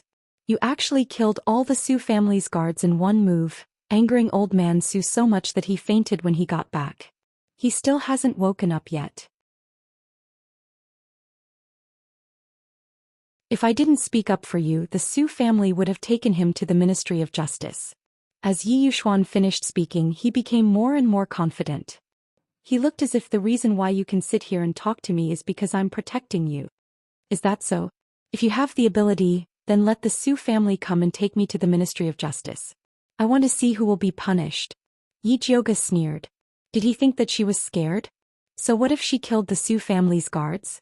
Who told them to come to the Yi family to commit murder? No matter what, she was the one in the right. All right, I've only said a few words and you're acting like you're in deep hatred again. Yi Yuxuan looked at Yi Zhouge's face and said impatiently. Although this face was similar to Yun Jiaojiao's, her personality was the complete opposite. Yun Jiaojiao had a gentle personality and was obedient to him. She never disobeyed his wishes. Yi Zhouge's personality was unyielding like a raging fire. She could jump out with 10 sentences when he said one sentence. Every sentence was like a spark that could burn a scar on a person's body. "Father, if there's nothing else, I'll go back first." Yi Zhouge didn't want to listen to Yi Yuxuan's nonsense anymore. "What about the alchemy competition?"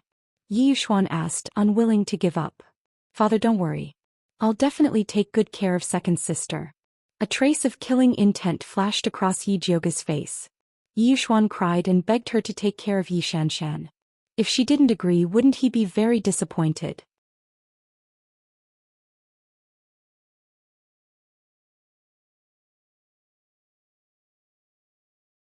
Chapter 136. Yi Zhouge, I'll say it again. No matter how you fight at home, you're all surnamed Yi. Go out and give me. Before Yi Yuxuan could finish speaking, Yi Zhouge had already left. He was so angry that he threw the teacup on the table to the ground. This rebellious girl really angered him to death. Yi Yuxuan took a few heavy breaths before he went to the ink garden. When Su Yufeng saw Yi Yuxuan, she immediately asked, "Master, what did Zhouge say?" "What else can I say? Of course I don't want to," Yi Yuxuan said snappily. He knew that with Yi Zhouge's bad temper he wouldn't agree. However, Su Yufeng did not believe him and insisted that he give it a try. "Zhouge, that child, why doesn't she know that lips and teeth depend on each other? Which family doesn't have conflicts with each other? But when you go out, others will think that you are a family. If a family doesn't help each other, how can others look up to you?" Su Yufeng said resentfully. Ever since Gong Shifan stood up for Yi Zhouge, she had always wanted to rope in the Gong family. But by the time she inquired about Gong Shifan's address, he had already left. She heard that the Gong family would be sending people over for the alchemy competition, so she wanted Yi Zhouge to bring her daughter to visit the Gong family. With his daughter's character, appearance and aptitude, she would definitely impress the Gong family. Alright, what's the use of saying this now? You should keep Xianxia away from that rebellious girl so as not to be harmed by her. Yi Yuxuan thought of Yi Zhouge's gaze just now and felt a bit stifled in his heart. Yes. Su Yufeng nodded her head perfunctorily. Since Yi Zhouge's path wasn't going to work, she could only start with Yi Rui. It seemed that he would have to let Xianxia visit Yao Guang Garden some other day and properly rope in Yi Rui, that little maid. At this time, Yi Zhouge was talking to Yi Rui about the pill refining competition.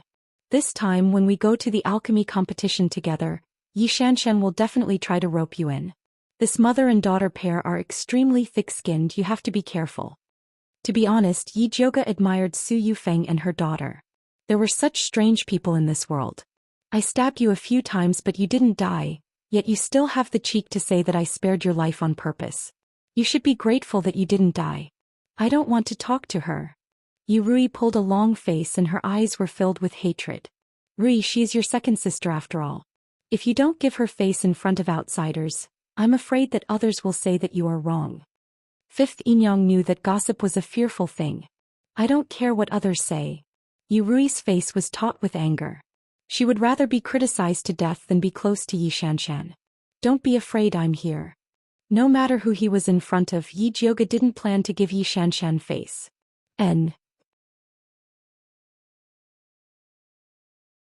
Yurui nodded her head vigorously. She knew that big sister would definitely stand on her side. Yi Jioga then tested Yurui's homework. Seeing that her knowledge of alchemy was very solid, he felt relieved and returned to Purple Forest Park. Eldest miss, what did master say to you? Mother Qing brought a cup of hot tea over. She was most worried that master would get angry at eldest miss again. Nothing much, just a bunch of nonsense. After Yi Jioga sat down, he slowly drank a mouthful of tea and asked, I heard that you brought Hua Dai and Yu Dai to open their bones. Did it go smoothly? It went very smoothly. Hua Dai and Yu Dai both have grade 7 spirit bones. The bone opening medicine that eldest miss gave us is indeed powerful. Mother Qing said excitedly. One must know that bone roots were also divided into high, middle and low grades. Grade 9 to grade 7 was high grade, grade 6 to grade 4 was intermediate grade, and grade 3 to grade 1 was low grade. With Hua Dai and Yu Dai's aptitude, if they were to use normal bone opening medicine, they would at most be intermediate grade. Not bad, a grade 7 spirit bone's cultivation speed is very fast. If they encounter some great opportunity, they might even be able to improve further. When Yi Jioga touched the bones, he already knew the result. Eldest miss can just bring them to participate in the alchemy competition. Although the two servant girls' bone roots were not bad, they were not spirit practitioners after all, so they couldn't reach the style that she wanted. If the old master was still here, he would definitely be able to find servant girls with spirit roots to serve eldest Mississippi. Hua Dai and Yu Dai are already very good. Yi Jioga didn't think that having spiritualists as maids would make them superior. After she put down the teacup, she walked towards the alchemy room, preparing to refine some higher-grade tranquil heart pills, lest she fell into Su Juanqing's trap again. Your ordinary clear heart pills are useless against Su Juanqing's bewitching art. The purple deceased sword gradually revealed itself. It wrapped its tail tightly around Yi Jioga and said coldly, Today Su Juanqing made a move at the last minute to awaken you. If he had made his move after making his move, it would not have been so easy for you to escape. Then what pill is useful? Yi Jioga frowned. If she had known that Su Juanqing would become so powerful after eating Su Hansen, she definitely would not have let Wan Xiang and Yi Yu find trouble with Su Hansen. At least a third-stage clear heart pill, Zishang said. Only a level 3 alchemist can refine it. I'm only at level 2 right now. There's still a long way to go before I reach level 3. Yi Jioga frowned. It had been less than a year since her meridians were restored, and it was already not bad for her to be promoted to a tier 2 pill master. If he wanted to advance to rank 3, he still needed to accumulate a certain amount of energy. But now that Su Juanqing was eyeing her covetously, he could not wait for her to advance. You don't need a level 3 pill master to refine it. Zishang said as he sniffed Yi Jioga's hair. How do I refine it? Yi Jioga was tickled by the hot breath that Zishang breathed out and could not help but turn her head. Ever since she was punished by Zishang for her smelly head, she washed her hair every day. She even specially used purple smoke flower to refine the honey horn to ensure that the fragrance would last forever. If you beg this sovereign will be merciful and tell you. Zishang looked dignified on the surface, but unfortunately, the tip of his coquettish tail was slowly moving up Yi Jioga's thigh. Yi Jioga gritted her teeth and pressed down on the tip of his coquettish tail. Then she revealed a pitiful expression and used her most artificial voice to say, Great King Zishang, please tell baby. Good baby. Zishang rubbed Yi Jioga's dog head in satisfaction and said mercifully, If I use spiritual fire to burn your small broken cauldron, I will be able to refine a third-stage pill. The spiritual fire that you are talking about, are you referring to the flames that are formed from the spiritual energy of heaven and earth? Yi Jioga blinked her watery eyes and asked. That's right. Zishang stretched out his hand to play with Yi Jioga's earlobe. Yi Jioga did not move and asked again. The red lotus lightning fire that I transformed from the sacred wood tree core was also spiritual fire, right? Of course. But this sovereign does not know where the red lotus lightning fire is.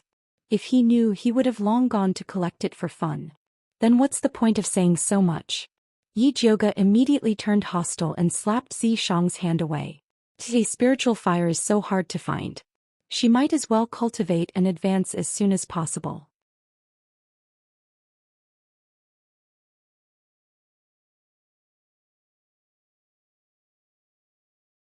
Chapter 137. Little Dummy, although I can't find the Red Lotus Thunder Fire, there are a lot of other little spiritual fires. Xianxia revealed a devilish smile. He pinched Yijioga's cheeks and gently pulled them apart. Then he lifted them up as if he was kneading dough. Yijioga was angry, but she didn't dare to say anything. In order to get the spiritual fire, she put down her pride and shouted flatteringly, "Xianxia, great king, please take me to find the spiritual fire." Compared to the spiritual fire, dignity was nothing. It would not be a problem to call him daddy, much less king. Good boy. Xianxia rubbed Yijioga's head in satisfaction. Then he waved at the fat black rat that was curled up in a corner. Pippi. The fat black rat immediately scurried over and placed its paws on its chest, looking at Xianxia with a fawning expression. He didn't know how Xianxia and the fat black rat communicated. The fat black rat's furry face was full of seriousness. Finally, it raised its right paw, nodded and shouted, "Pippi. What are you guys being naughty about?" Yijioga couldn't help but ask. "Follow it, it will bring you to find the spiritual fire." After Xianxia said this, he returned to Yijioga's imprint. "Black fatty, where's the spiritual fire?" Yijioga looked at the fat black rat with a burning gaze. "Pippi." The fat black rat waved its fat paw and turned into a stream of light as it ran outside. Yijioga followed the fat black rat out of Shangjing and ran all the way to a deep forest 300 miles away. He almost died of exhaustion. "Fatty Black, are you sure there really is a heaven-earth spirit flame in this damn place?" Yijioga wiped the sweat off his forehead as he looked at the desolate valley in front of him. As long as it was a place where the fire seed was born, it would definitely be a place with abundant spiritual energy. But on this lousy mountain, overgrown trees and vines were everywhere. Rotten leaves covered the entire valley, and the air was damp with the smell of decay. If she hadn't taken the antidote pill, she would have fainted after a few steps. "Pippi." The fat black rat nodded. Its small black eyes looked around and its big ears swayed. Then it scurried towards the west. Yijioga's eyes lit up and he immediately followed. The fat black rat's body was like lightning as it dashed towards the depths of the valley. Yijioga followed behind it, stepping on the muddy ground and rushing to the bottom of the cliff. Soon he saw a dark pool. It covered an area of about 1 mu, which was smaller than the pond in the demonic beast forest, but it was still bottomless. Yijioga felt his scalp go numb when he saw the black color in the depths of the pool. The fat black rat jumped into the pool gracefully. Then it stuck out its fat belly and flopped comfortably in the water. "Don't tell me you came here to take a bath." Yijioga threw a weed stuck to his hair at the fat black rat. "Pai Pai Chan." The fat black rat retorted in dissatisfaction. Then it stuck out its fat butt and dived into the pool. "Hey wait, give me a blue stone first." Yijioga patted the surface of the water to call the fat black rat. Although she knew how to hold her breath, if the water was as deep as the last time, she would suffocate to death without the blue stone. Unfortunately, the fat black rat did not respond. It was as if it had already run far away. Yijioga frowned as he looked at the dark pool. He silently pondered whether he should go down to investigate the situation or wait here for the fat black rat to return. "What are you waiting for? Hurry up and catch up." Xianxia's voice fell. Yijioga's but hurt. Her body involuntarily fell into the pool and she almost choked to death. She awkwardly floated to the surface. Wiping the water droplets off her face, she scolded the mark on her hand. "Are you crazy? He actually dared to kick her into the water." "I did it for your own good." Xianxia's voice was lazy without a hint of remorse. "Thank you, but I don't need it. You can keep it for yourself." Yijioga spat at the mark and swam towards the shore. "Treasures don't wait for people. If you don't follow me, forget about the spiritual fire. Even that fat black rat will run away." Xianxia said coldly. "If it runs, then it runs. Who cares?" Although Yijioga said that, she was still reluctant to let go of the fat black rat that she could refine into Dan poison. After thinking for a while, she held her breath and dived towards the bottom of the pool. As she dived, she found that this pool was even colder than the lake in the demonic beast forest. The strangest thing was that there were no fish swimming in this pool. Logically speaking, there should be a lot of fish living in this deep mountain pool where no one hunted. unless something had eaten all the creatures in the pool. Her heart skipped a beat. He felt uneasy for some reason. The air in her lungs was getting thinner and thinner. If she dived any further, it would be very dangerous. Although the spiritual fire was important, her life was even more important. Ijoga decisively turned around and wanted to return to the shore. At this moment, a dangerous aura suddenly came from the dark depths of the pool. The water flowed quickly as if something was quickly approaching her. In the next moment, an ugly and bumpy face with sharp teeth appeared in front of her. It was actually a second-rank demonic beast, the iron-skin crocodile. This type of crocodile was extremely savage. There would be no living creatures in the waters where it was. The iron skin on its body was indestructible. Its hard and sharp teeth could bite through rocks. It could be said to be the overlord of the water. Ijoga was a dragon on the shore but a worm underwater. There was no way she could fight against this iron-skin crocodile. However, in this situation she couldn't run away. She could only face it head-on.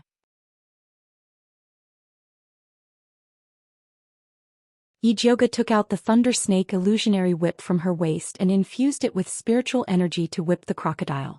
Although the Thunder Snake illusionary whip turned into purple lightning in the water, it still accurately landed on the iron-skin crocodile. The iron-skin crocodile trembled in pain. Its eyes revealed a fierce glint. It swung its thick tail and pounced towards Ijoga like an arrow. Ijoga whipped the iron-skin crocodile's bloody mouth again. Using the rebound force, she slid backwards and dodged this attack. The black-skin crocodile felt pain after being hit by the Thunder Snake illusionary whip. It became even more berserk. It opened its mouth and spat out a water column. Ijoga felt a dull pain in her chest from the waves. She lost her balance and knew that she couldn't continue fighting with the iron-skin crocodile. She had to settle this quickly. Ijoga raised the Thunder Snake illusionary whip again and stuck her finger into the snake's head. There were 2 snake teeth inside. Sucking blood could unlock the demon artifact's seal.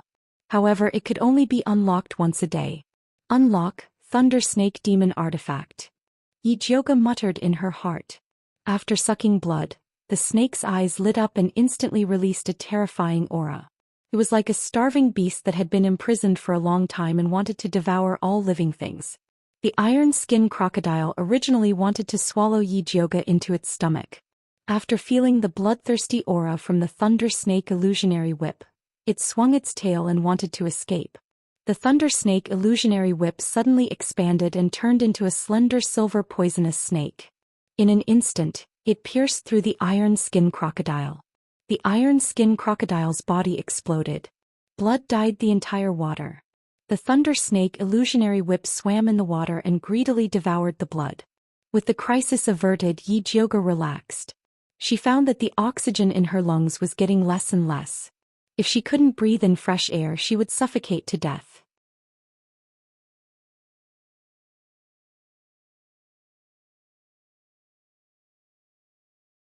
Chapter 138. Little dummy, can't you tell me if you want to transfer chi to me? Xianxia showed up in the water and leisurely swayed his long black snake tail, protecting Ijoga by his side. His jade-like skin emitted a faint light. His originally handsome face was like a mandala in full bloom in the water, beautiful beyond compare. Especially those purple eyes, which shone like the most beautiful crystal, revealing a sharp light that looked down on everything. He was so beautiful that he was like the god of water, illuminating the whole dark and bloody water. Even though Ijoga was used to Xianxia's beauty, she still couldn't help but be fascinated. Do you want it? Xianxia smiled. Of course. Ijoga was about to suffocate to death. How could she care about propriety and shame anymore? She grabbed Xianxia's arm and fiercely bit it. She wanted to stick her tongue in and tie it with his tongue so that he couldn't abandon her. Xianxia was very satisfied with Ijoga's enthusiasm. The long snake tail wrapped around her body tightly, holding her and sinking to the bottom of the water. Xianxia's lips were soft and cool with a faint fragrance. It was simply irresistible. After Ijoga recovered from the extreme suffocation, she only felt satisfied, dizzy and weak all over. She actually had a strange pleasure. No wonder some perverts like to play suffocation. It was really special, but she definitely didn't want to try it again. At this time they had already sunk to the bottom of the water. In front of them was an extremely gloomy water channel with a strange smell. This dark and bottomless water channel should be very scary, but because of Xianxia's beauty, Yijioga completely ignored this gloomy environment. In her eyes, there was only Xianxia's charming purple eyes, straight nose, red lips, and the beautiful and mysterious demon tattoos on his body. Yijioga didn't know that in Xianxia's eyes, she was also like a white lotus that was blooming, beautiful, enchanting, and extremely moving. This water channel was very long. After half an hour, Yijioga began to suffocate again and had to go to Xianxia for help. Their bodies were entangled, one up and one down, rising and falling in the water with indescribable ambiguity. The originally simple transfer of qi gradually became a little strange. Yijioga could clearly feel that Xianxia was flirting with her. At first, the soft tongue of the snake only swept across her sensitive upper jaw tentatively. Sensing that she didn't avoid it, he began to be bold and unbridled, inviting her little tongue to wander. Yijioga actually refused to mess around in the water. What if he was accidentally sucked dry by the purple deceased sword? However, she was unable to withstand Xianxia's experience. He messed around with the flow of qi and the breathing of qi, causing her to be confused and lost in love. She didn't even know when she had left the bottom of the lake. With a crash, Yijioga finally woke up. She pushed away the purple deceased sword that was tightly wrapped around her body. Only then did she realize that she had come to a strange cave. In front of her eyes were piles of white beast bones. A gust of cold wind blew through the gloomy cave, bringing with it a moldy stench that made one's hair stand on end. If you're afraid, then hold on to me tightly. Xianxia expressed that his embrace would always be open for her. Tisk, big sister has seen more bones than salt. What's there to be afraid of? She was just a little surprised. Yijioga glanced around and found the fat black rat lying in a corner. He struggled free from Xianxia's embrace and went ashore. He saw the fat black rat lying on top of an unremarkable white bone in enjoyment. This white bone was only as long as an adult's arm. Compared to the sinister and tall white bones around it, it was extremely ordinary.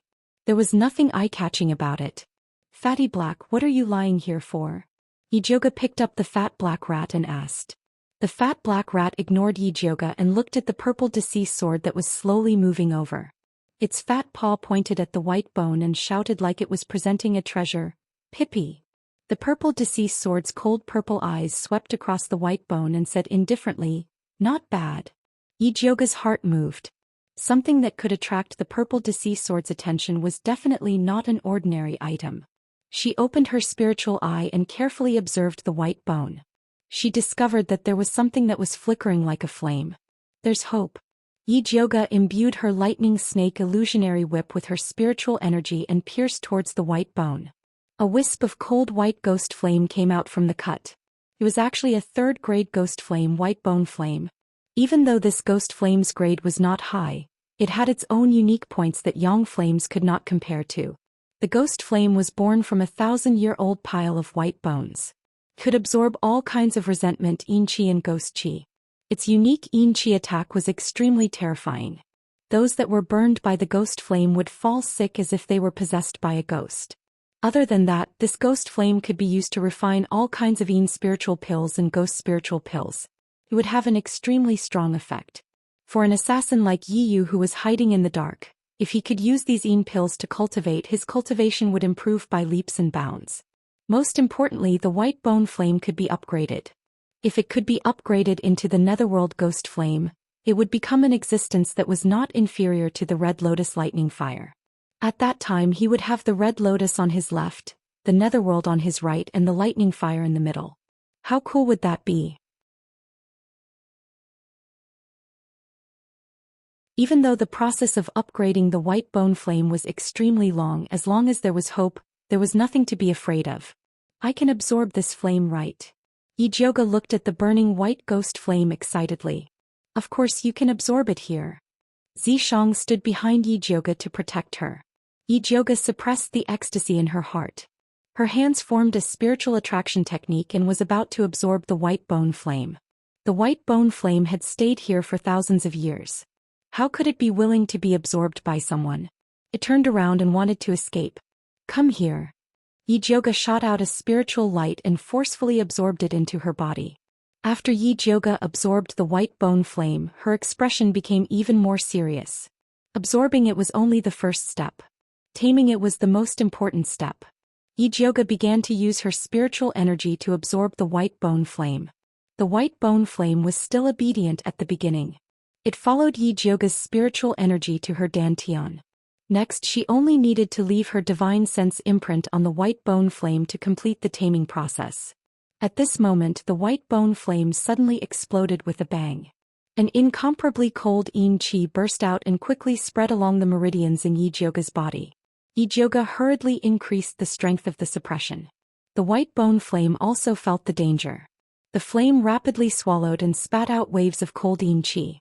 Yi-Jyoga's spiritual energy was greatly consumed by the white bone flame's struggle. At this speed, her spiritual energy would soon be completely exhausted. At that time, the white bone flame would lose its suppression. It would start to burn from within her body and directly burn her to ashes.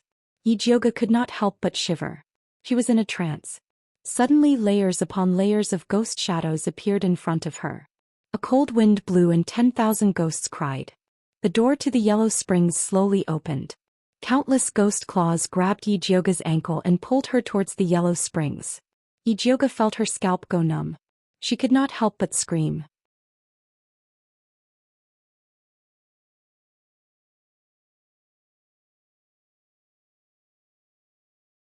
Chapter 139. Xianxia looked on coldly from the side. He had no intention of making a move. If he couldn't even subdue this small white bone flame, then there was no way he could subdue the red lotus lightning fire. When Yi-Jyoga sensed Xianxia's disdain, he immediately sobered up and the evil fire in his heart flared up. It was fine if Xianxia bullied her. You little wildfire dare to behave atrociously in front of me? Do you really think I'm a sick cat? Yi-Jyoga mobilized all of his spiritual energy. Inside his body, a silvery white mini lightning snake phantom whip was formed. The little thunder snake illusionary whip opened its mouth wide and was filled with killing intent. It was ferocious and greedy, like a vicious beast released from the abyss. It wanted to devour everything and be quiet. If you don't listen to me, I'll eat you. Yi-Jyoga's ruthless killing intent was transmitted to the white bone flame through the thunder snake illusionary whip without any obstruction. She already had a disobedient demonic weapon, the thunder snake mirage whip, so she didn't want to get another disobedient spiritual fire. After the white bone flame felt Yi-Jyoga's killing intent, it immediately shrunk into the shape of a small skeleton, hugging its knees and shivering in its dantian. Like a child being threatened by a bully. Yi-Jyoga knew that this was a sign of the white bone flame submitting to her, so she took the opportunity to place a divine sense imprint on the white bone flame. After successfully subduing the white bone fire, the extremely cold yin power just now turned into pure spiritual power, directly allowing her to advance from a rudimentary spiritualist to an intermediate spiritualist. It was indeed a treasure. Yi-Jyoga was delighted and stretched out her index finger. A wisp of eerie white flame rose, illuminating her face with a very strange sense of beauty. It was like a white lotus flower blooming in a pool of blood filled with white bones. The extreme black revealed the extreme white. This kind of beauty was even more holy and beautiful than that of a fairy from the ninth heaven. It could simply shake one's soul. Yi-Jyoga didn't know that he was walking further and further down the path of the white lotus. After she kept the white bone flame, she carefully inspected the white bone cave. Apart from a pile of iron-skinned crocodile bones, there was nothing else. It seemed that this cave was the burial chamber of the iron-skinned crocodile. Every iron-skinned crocodile who was ready to die would come here to rest in peace. If that was the case, there would soon be new iron-skinned crocodiles guarding the tomb. Thinking of this, Yi-Jyoga couldn't wait to leave. At this time, the thunder snake illusionary whip suddenly broke free from Yi-Jyoga's grasp. It transformed into a giant python, opened its mouth and swallowed all the bones in the tomb. What's going on? Yi-Jyoga turned to ask Xianxia. You eat meat but can't it drink soup? Xianxia wrapped itself around Yi-Jyoga and rested its chin on her head as if it had no bones. You mean it's repairing itself? Yi-Jyoga's eyes lit up. After the thunder snake demonic artifact recognizes its master, it has the ability to repair itself. The white bones here can condense spirit fire and contain a lot of spirit force. It can repair the Thunder Snake illusionary whip's damaged parts. As Zishang explained, he tapped Yi Jioga's head with his chin. Although Yi Jioga's head was hurting from Zishang's pointed chin, when he heard that the lightning snake illusionary whip was about to advance, he was still grinning from ear to ear. No wonder spiritualists love to hunt for treasures. It's a profitable business indeed. This time, not only did she manage to subdue the white bone flame and successfully advance, she could also repair the demon artifact at the same time. What a great deal. After the lightning snake illusionary whip devoured all of the white bones, it returned to Yi Jioga's hand. The color of the snake scales on its body became more and more exquisite. It faintly looked like a fourth segment was growing, and it looked even more spiritual. Yi Jioga rubbed it twice in satisfaction and wrapped the lightning snake illusionary whip back around his waist. At this time, the fat black rat shouted in dissatisfaction, "Pie pie. You guys eat meat and drink soup, what about me? Say it, what do you want?" Yi Jioga was in a good mood. She knew that it was the fat black rat's credit that they were able to find the white bone flame this time. Naturally, she had to reward it. "Pie pie." The fat black rat revealed its sharp white teeth at Yi Jioga's finger. Then it bit its little paw and made a sucking expression. "You want to suck my blood?" Yi Jioga instantly understood. She didn't expect her blood to be so awesome that even the fat black rat coveted it. "Pai Pai Chan." The fat black rat nodded and blinked its big eyes, revealing a flattering expression. Before Yi Jioga could reply, a fierce and terrifying aura burst forth. "Daring to touch this sovereign's person, you have guts." Zishang raised his hand, and an invisible force grabbed the fat black rat and lifted it into the air. "Pai Pai." The fat black rat was so scared that it stuffed its two fat paws into its mouth. With its big eyes filled with tears, it looked at Yi Jioga pitifully. "That's enough. What's so heroic about scaring a fat mouse? Besides, it wants my blood, not yours." Yi Jioga patted Zishang's arm. She still needed this fat black rat to help her purify the pill poison. "What if I scare it away?" Zishang narrowed his eyes and looked at Yi Jioga. He did not put down the fat black rat. Instead, he asked with a threatening tone, "Do you still want to suck her blood?" "Pai Pai Pai Pai." The fat black rat shook its head with all its might. Only then did Zishang put down the fat black rat. The fat black rat ran back into Yi Jioga's bag.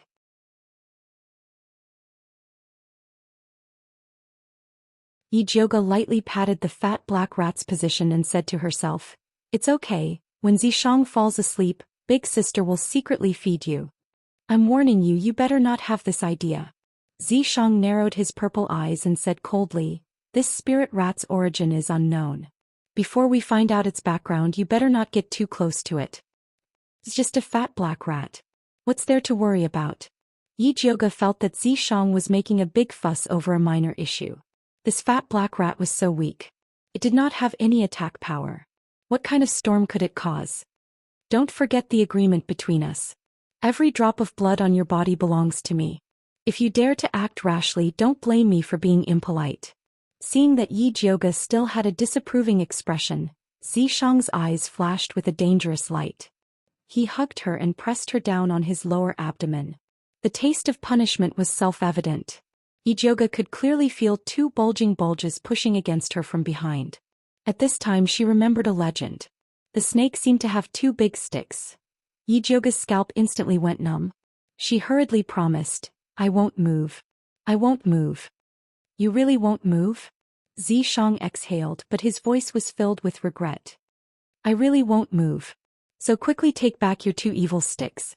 Zishang's red lips hooked up. He slowly let go of Yi Jioga. Actually, he did not want to do anything to Yi Jioga in this damned place. He was only teasing her. But Yi Jioga, this idiot, was too stubborn. He could only use this kind of method to threaten her. Yi Jioga secretly heaved a sigh of relief. She did not want to stay in this damned place for another second. She also did not want to go back with Zishang. Thus she took out the fat black rat and said, "Do you still have those blue stones from last time? Give me one."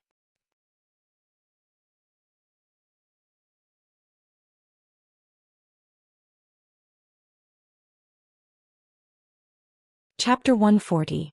The fat black rat looked at Zishang. Seeing that he didn't object, It took out a blue stone from its small animal skin bag and threw it to Yijioga. Yijioga ate the blue stone and said to Zishang, "Let's go." Zishang didn't say anything and went into the water with Yijioga. Yijioga was eager to go back and return to the shore at a faster speed than when he came. After Zishang followed Yijioga to the shore, he gently patted her head and said, "Get the spirit fire and go back to concoct pills." Yijioga didn't dare to provoke the stick snake and obediently nodded. Zishang then returned to the imprint with satisfaction. Yijioga heaved a sigh of relief and rejoiced in her heart. Luckily, Zishang's demon power hadn't recovered yet and the time he could spend every day was limited. If he could appear and follow her for 24 hours, it would become her nightmare. Zishang was preparing to cultivate in Yijioga's imprint and couldn't help but smile when he read Yijioga's thoughts. Since Yijioga was looking forward to him following her like a shadow, he couldn't let little dummy down. Yijioga still didn't know her nightmare was coming. She couldn't wait to return to Purple Forest Park and prepare to concoct external pills. Not long after Yijioga left the deep pond, a pink figure appeared in front of the deep pond. A faint smell of blood emitted from her body. The wild beasts in the surrounding valley heard the smell and came over but were destroyed by her hand, turning into a ball of blood in her hand. "Little baby, quickly take me to find the spirit fire after drinking the blood." The pink girl smiled sweetly. She was the female disciple of bloodthirsty sect Lu Yunfei. She held a purple scorpion the size of a palm in her hand. After swallowing the ball of blood, her long tail pointed towards the bottom of the pond. "So it's at the bottom of the pond. I didn't expect a place like Shangjing to have a spirit fire." Lu Yunfei smiled with satisfaction. After she left the Blood Cloud Peak, she quickly rushed to the Shangjing. Originally, she wanted to directly find Su Junqing to understand the situation. She didn't expect that when she passed by the vicinity, her treasure-seeking scorpion suddenly moved and brought her all the way here. "Lead the way." Lu Yunfei flicked her finger. The treasure-seeking scorpion jumped into the deep pond and swam towards the bottom. Lu Yunfei followed without hesitation. Not long after sinking to the bottom, she smelled a faint smell of blood. Obviously, there was a battle here and it didn't last long. "Don't tell me someone got there first." Lu Yunfei's eyes were gloomy. She sped up and followed the treasure-seeking scorpion to an empty cave. Up and down, front and back, left and right, she turned them upside down, but there was nothing but a pile of broken bones. "Damn it! Who stole my treasure?" Lu Yunfei was so angry that her face turned malevolent. She smashed a hole in the wall with her palm. "No, that person shouldn't have gone far. There's still time to catch up.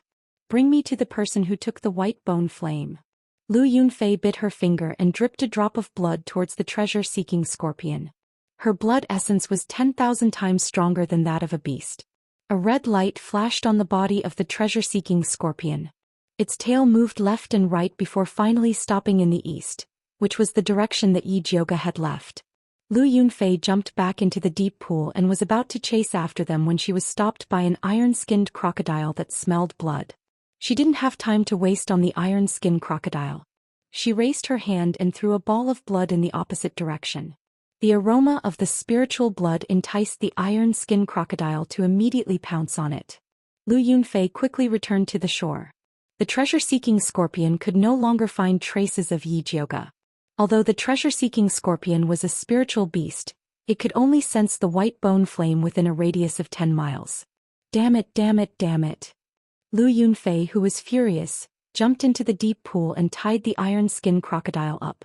She skinned it alive, pulled out its tendons and trampled it into meat paste. Only then did she relieve the anger in her chest. "You caused me to be covered in blood." Lu Yunfei sent the iron-skinned crocodile flying with a kick. She took out a new set of clothes from her cosmos sack and changed into it. Only then did she continue to walk towards Shangjing. Yijioga didn't know that an innocent iron-skinned crocodile had been killed because of her. She was preparing to use the white bone flame that she obtained to concoct a third-ranked clear heart pill. Berberine, ice mint, clear mind grass. Yijioga threw the ingredients into the small bronze cauldron one by one and summoned the white bone flame to start concocting the pill. Using spiritual fire to concoct pills was indeed different. The small cauldron, which was usually like an old cow pulling a cart, began to revolve at a much faster speed. The impurities of the medicinal herbs were quickly analyzed and turned into a green solution that emitted a faint fragrance. When Yi Jioga was almost done concocting, she called the fat black rat over to help her clear the pill poison. Pippi. The fat black rat didn't even raise its head and called out in a muffled voice. It hugged its small tail and shrunk into a black ball of fur. It had an expression that said, "Don't bother me if I'm in a bad mood." Yi Jioga could understand its gloomy mood. It had painstakingly brought people to search for treasures. Everyone was eating the meat and drinking the soup. It only wanted to drink some blood and was threatened by Zishang. It was no wonder that it was in a bad mood.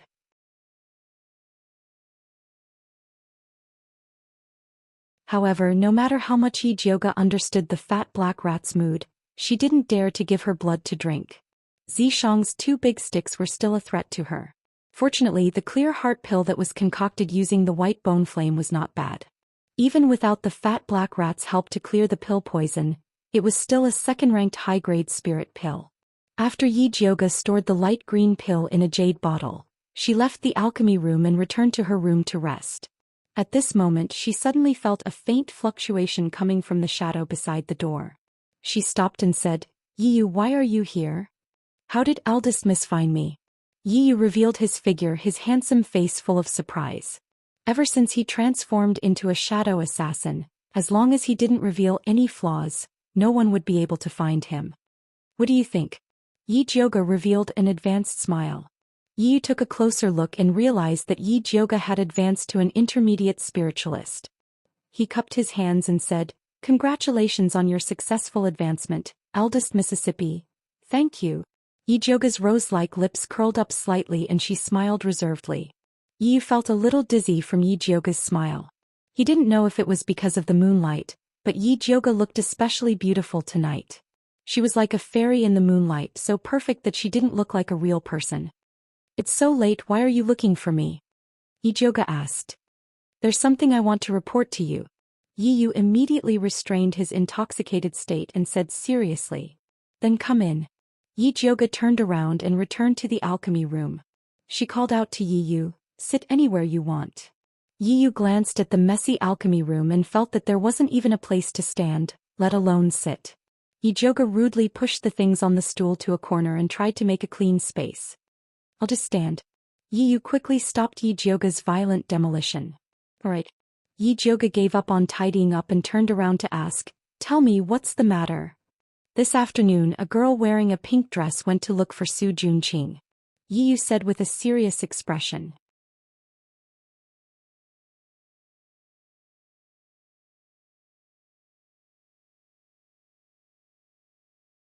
Chapter 141. Didn't I tell you not to go near Su Junqing? Yi Jioga frowned. Yiyu was too disobedient. What if Su Junqing, that pervert, found out? I didn't go near him. It was the rats guarding the Su residence that told me. Yiyu quickly explained. Recently, in order to help Yi Jioga spread the message, he reorganized the dark forces in Shangjing. He didn't expect that those rats would regard him as their boss and take the initiative to help him spy on the Su residence. This news was sent back by those rats. So that's how it is. Yi Jioga relaxed his expression and asked with some doubt, "What woman went to find Su Junqing?" Su Junqing had always been surrounded by thousands of flowers. He had never heard of a woman who dared to go to his door to find him. I heard that it was a very beautiful girl with a sweet smile. She was about 18 years old and her accent was like that of a foreigner. At that time, Su Junqing personally came out to greet her and seemed to be very respectful to her. Yiyu couldn't help but pause before continuing. I received the news and rushed over. At the door, I smelled a cold, bloody smell similar to Su Junqing's. It should be left behind by that woman. Yiyu's cultivation had improved a lot during this period of time. He was also more sensitive to yin qi and bloody smell. Seems like that woman is also a heretic cultivator. Yi Jioga thought of the empress who was repeatedly frustrated in the palace. Could she be the one who called them over? Should I go and investigate? Yiyu asked tentatively. Yi Jioga didn't allow him to go near the Su residence, so he didn't dare to act rashly. Yi Jioga thought about it and shook his head. Recently, Shangjing has been searching for heretic cultivators. This woman appeared in the Su residence openly and left behind such a strong smell. It's really not normal. You mean there's a trap? Yi Yu immediately understood. It's very possible. Yi Jiuge nodded. The female heretic cultivator coming to Shangjing at this time was very likely to find Su Junqing to investigate Su Hansen's murder. Su Junqing took the opportunity to set a trap and used the female heretic cultivator to deal with them. Just when Yi Jiuge and Yi Yu were guessing Su Junqing's purpose, Su Junqing was respectfully welcoming Lu Yunfei into his study. Your place is not bad. Lu Yunfei looked at the elegant study in front of her and reached out to fiddle with the neatly arranged brushes. Senior sister, please excuse me. Su Junqing wore a golden crown on his head and a white robe. He was cultured, elegant, and had an extraordinary bearing. He did not look like a bloodthirsty sect disciple at all. Lu Yunfei played with the ends of her black hair as her watery gaze fell on Su Junqing. Her small pink tongue couldn't help but lightly lick her lips. Su Junqing felt like a frog being stared at by a poisonous snake, and a layer of cold sweat immediately appeared on his back. Although he rarely returned to the bloodthirsty sect, he had heard a little about this senior sister who liked to collect the skin of beautiful women. He knew that in addition to being bloodthirsty, she had also cultivated some evil arts of harvesting yang to nourish Yin. A few of the good-looking men in bloodthirsty sect had mysteriously died. The rest of the male disciples had their faces covered in dirt, keeping a respectful distance from her. Even bloodthirsty ancestor who loved beauties did not dare to have any ideas about Lu Yunfei. Junior brother, why are you sweating so much? Lu Yunfei moved closer to Su Junqing and placed her soft little hand on his shoulder.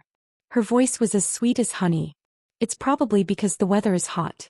Senior sister, you must be tired after a long journey. Why don't you have a drink to relieve yourself first? Su Junqing turned around without batting an eyelid and took out a long glass cup from a secret compartment in the study. It was filled with dark red blood and emitted a strong smell of blood. Under the dim yellow candlelight, it shone with a strange light. The spirit blood of an earth spirit root virgin. Not bad. Lu Yunfei reclined on the chair and continued to stare at Su Junqing. She was obviously more interested in him. Senior sister, you really know what's good. Su Junqing personally poured a cup for Lu Yunfei and said with a smile, Junior brother doesn't have anything good here. Please do me the honor, senior sister. Junior brother is too polite.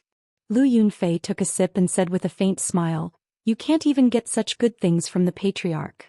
Senior sister, you must be joking. There are all kinds of beauties with spirit roots at the patriarch's place. If you want to drink it, it's ready-made. Only a poor person like me would keep a little bit of spirit blood. Su Junqing smiled faintly. This meant that the spirit blood was secretly obtained from a living person. This kind of behavior was not uncommon in the bloodthirsty sect. Women with spirit roots were treasures everywhere. It was not easy for the disciples of the bloodthirsty sect to find one. Usually they would secretly give some blood to the patriarch. I heard that junior brother is very capable. That gold spirit root beauty from last time not only won the favor of the patriarch, but even I was moved when I saw her. I heard that the girl was obtained by junior brother's bewitching skill. When are you going to help senior sister get one? Lu Yunfei's eyes were like silk, and her blood-stained red lips were extremely seductive. She was as enchanting as the reincarnation of a demon. Su Junqing's mind wavered for a moment, but he quickly regained his senses and was immediately shocked. He did not expect Lu Yunfei's bewitching skill to be so powerful. If his cultivation had not increased during this period of time, he would have fallen for it. He did not dare to show that he was awake, so he continued to pretend to be confused and asked, May I know which beauty senior sister is talking about? The beauty with the red mole between her eyebrows. Lu Yunfei pinched Su Junqing's handsome face with her soft little hands and said coquettishly, You heartless person, you forgot so quickly. There was no other beauty with a red mole between her eyebrows but Yi Yunji. When Su Junqing thought of Yi Yunji, he could not keep the smile on his face. All these years he had cheated and tricked many beauties with spirit roots for the patriarch. Yi Yunji was undoubtedly the most special one. What was special about her was not that her spirit root was powerful, nor was it that her beauty was unparalleled. Instead, it was that Yi Yunji became pregnant with his child after they consummated their marriage. The beautiful appearance of Yi Yunji when she was pregnant flashed through his mind, and he felt an inexplicable sourness in his heart. At that time he really wanted to hide Yi Yunji and let her give birth to the child safely. He did not expect that she would abort the child after learning that the Yi family was destroyed. When Su Junqing thought of the bloody fetus, he could not help but clench his fists. He did not need a bitch who was out of control. Therefore he did not hesitate to give Yi Yunji to the bloodthirsty patriarch. He had thought that she would die quickly like the other women. He did not expect that she was still alive. Lu Yunfei had been observing Su Junqing's expression. When she saw that his expression was ferocious and filled with hatred, which was no different from the bastards of the bloodthirsty sect, she immediately lost interest. Lu Yunfei's pretty face changed and she said impatiently, "This time I came to investigate the cause of death of Nurse Su and Su Hansen. Tell me what happened."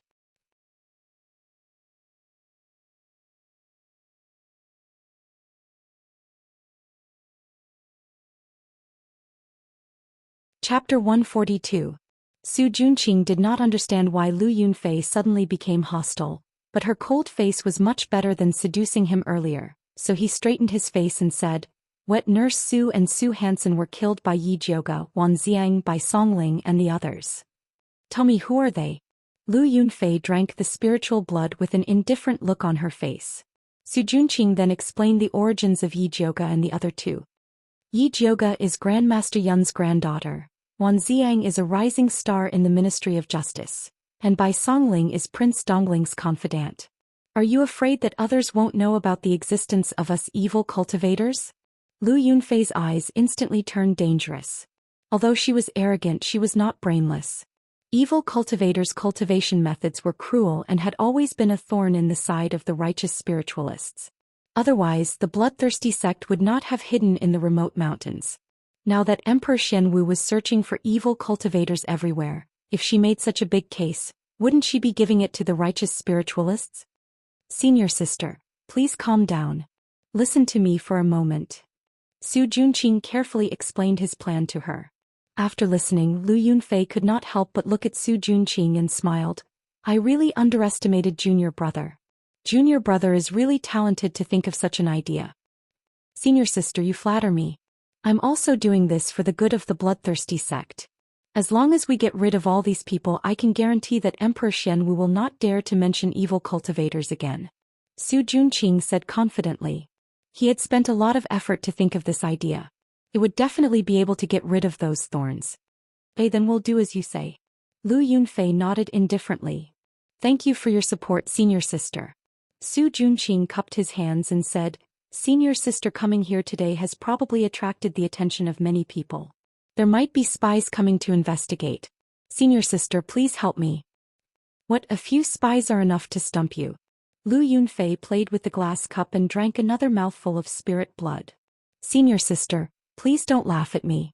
I'm not afraid of other spies, but there is one that is very difficult to deal with. Su Junqing sighed and said, that spy is called Yi Yu and has already cultivated into a shadow assassin. He comes and goes without a trace and is truly difficult to deal with. Interesting, I like this kind of excitement. Lu Yunfei licked the blood on the corner of her mouth, like a cat that smelled blood.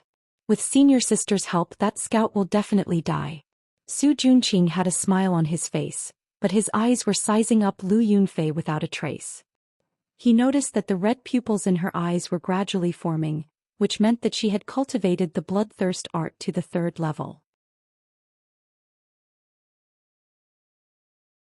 If he could absorb her, his cultivation would definitely jump to the spirit master level. At that time, the power of the bewitching art would be even greater. Su Junqing's heart was burning, but he quickly put it away. If he was discovered by Lu Yunfei, he would probably be the first one to be devoured. This kind of woman was too dangerous. It was better to send her away as soon as possible. Su Junqing and Lu Yunfei appeared to be in harmony, but were actually at odds. Yi Jioga and Yi Yu also had different opinions. Big Missy, the trap is just your guess. There must be an unusual purpose for a demonic practitioner to enter the capital under such circumstances. I still feel that we need to go and investigate. Yi Yu had an inexplicable intuition that the female demonic practitioner definitely knew about his sister, so he had to go. Seeing Yi Yu's determined face, Yi Jioga knew that he could not stop him, so he said, all right, for safety's sake, Let's prepare first and go check tomorrow night. I'm afraid it will be late tomorrow. Yi wanted to go now. If I say tomorrow night, then tomorrow night. If you don't listen to me, don't come and ask me for anything in the future. Yi Jiuge's face darkened. At this time, Zishang's lazy voice sounded in Yi Jiuge's ears.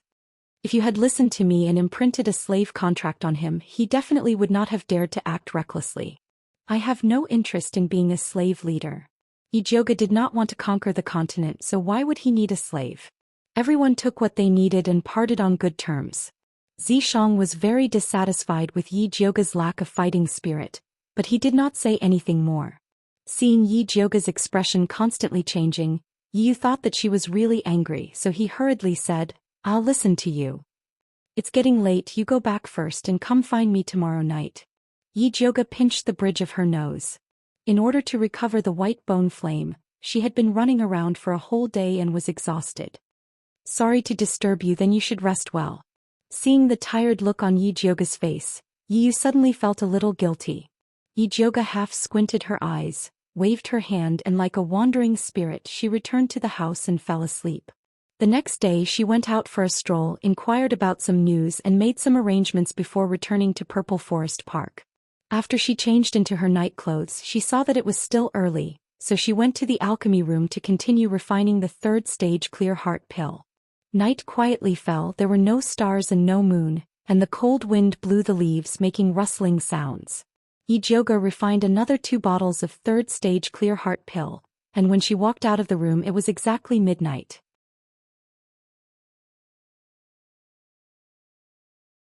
Yi was already waiting in the courtyard and said, Eldest Miss, the spy I placed in the Su residence reported that after that woman entered the Su residence, she was arranged by Su Junqing to stay in his study, and no one was allowed to enter or leave.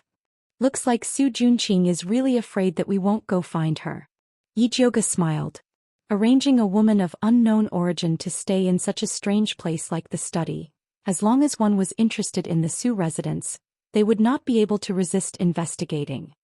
Eldest Miss, why don't I go to the Su residence myself?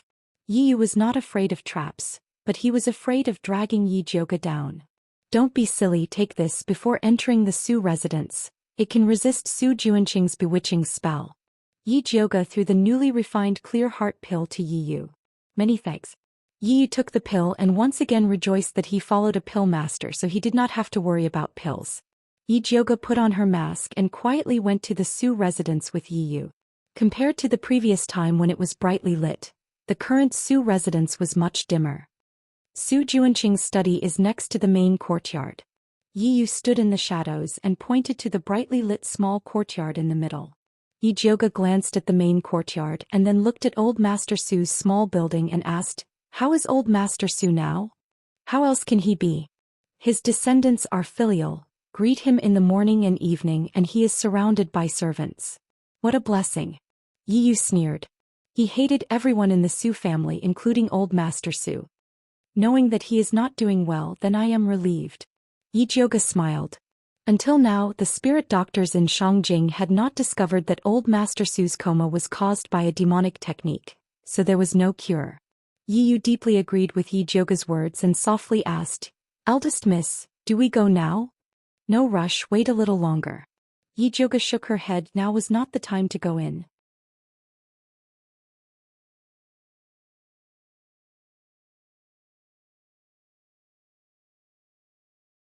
Chapter 143. Yi was a little confused. When he was about to ask Yi Jiuge what was going on, he heard neat footsteps coming from the quiet street. He looked up and saw a group of soldiers, led by Wan Xiang and by Song Ling. As soon as they arrived at the Su family, they smashed the door and shouted, Open the door, open the door. Sir, it's so late. What's the matter? The servant of the Su family asked in fear. Get out of the way. Wan Xiang pushed the servant away and rushed in with his soldiers. Su Junqing stopped Wan Xiang with his guards and said gloomily, You two are so powerful. What do you want to do by breaking into our Su family in the middle of the night? Someone reported that your Su family is harboring a heretic. Please cooperate with the investigation. Wan Xiang's eyes were cold and his attitude was tough. You want to search our Su family with just one sentence? What does Lord Wan think of us? Su Junqing said with anger. The guards behind him immediately pulled out their swords and stood in a row behind him. What do you mean by this? The emperor asked us to investigate the heretic. Do you want to defy the law? Bai Songling began to make a big deal. What do you mean by investigating the heretic? I think you want to avenge yourself. Su Junqing didn't give in. The situation immediately fell into a stalemate. What are you waiting for? Go down. Yi Jioge elbowed Yi Yu, who was in a daze. This is your arrangement? Yi Yu looked at Yi Jioge in surprise. He didn't expect that she would call Wan Xiang. Of course, ordinary people like us have to report to the government immediately when we find a dangerous person. Yi Jioge smiled proudly. They go down. I'll wait here. If there's anything, just send the signal. Yi Yu didn't say anything more. He took advantage of the chaos and sneaked into the main courtyard silently. He pried open the window of the study and landed on the ground. Suddenly he felt like stepping on mud. Yi Yu looked down and found that there was a layer of light red sand in the shadow of the floor of the study. He was about to leave when a sweet voice sounded in the study. What are you looking for, little brother? Do you need my help? Then a fair and soft little hand reached into the shadows and tore off Yi Yu's mask with incomparable precision. Yi Yu raised his head and saw a girl in a pink dress standing in front of him. Aya, what a beautiful little brother. The young girl looked at Yi Yu with a hint of amazement in her eyes. Who are you? Yi Yu looked at the beautiful girl with vigilance. I'm Lu Yunfei, the third disciple of Bloodthirsty's forefather. You can call me Xiao Fei. Lu Yunfei twirled her hair with her fingers and smiled brightly. Bloodthirsty ancestor had many disciples, but he only had 3 direct disciples. Lu Yunfei was his last disciple. When Yi Yu heard the 3 words bloodthirsty sect, his heart skipped a beat. He calmly asked, "Why are you here? Are you also here to ask Su Junqing for human blood to cultivate?" He, those who cultivate with human blood are all outer disciples, I don't need it. Lu Yunfei's big watery eyes looked ambiguously at Yi Yu's tall and straight body, revealing the unique desire of an adult woman. Her expression was pure and evil, innocent and lascivious. All kinds of complicated auras blended together to form a strange charm that could make men fall head over heels for her. Yi Yu felt a strange fragrance float past his nose, causing him to involuntarily take a step toward Lu Yunfei. But soon an ice-cold bitterness rushed from his stomach to his brain. Yi Yu immediately woke up and retreated into the shadows again. He cautiously asked, "Since you don't need human blood to cultivate, why are you in cahoots with Su Junqing? Don't you know he's a liar?" "What do you mean? Have you been tricked by him?" Lu Yunfei blinked and asked curiously. "I haven't been tricked by him, but he tricked a man from Bloodthirsty sect called Su Hansen into a secret room and killed him to extract his blood." Yi Yu's mouth twitched and revealed a disdainful smile. He looked as if Bloodthirsty sect was full of idiots. "What did you say? Su Hansen was killed by Su Junqing?" Lu Yunfei's expression froze. She didn't expect to hear such news from Yi Yu. "That's right, it was in the secret room of the house that caught fire on the west side. I hid in Su Junqing's shadow and saw it with my own eyes," Yi Yu said with certainty. Lu Yunfei's eyes narrowed and she inwardly judged the truth of Yi Yu's words. Logically, she shouldn't believe the enemy's words. But emotionally, it was very likely that Su Junqing would do such a thing. After all, Bloodthirsty sect believed in the law of the jungle.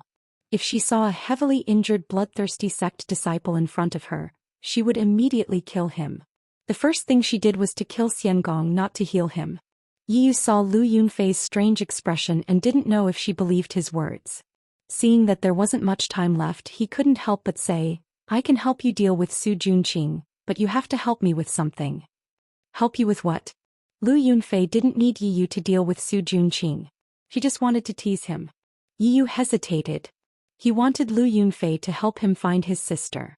But if the people of Bloodthirsty sect knew how much he cared about his sister, he was afraid that his sister would be taken hostage. But on the other hand, the more value his sister had, the more chance of survival he would have.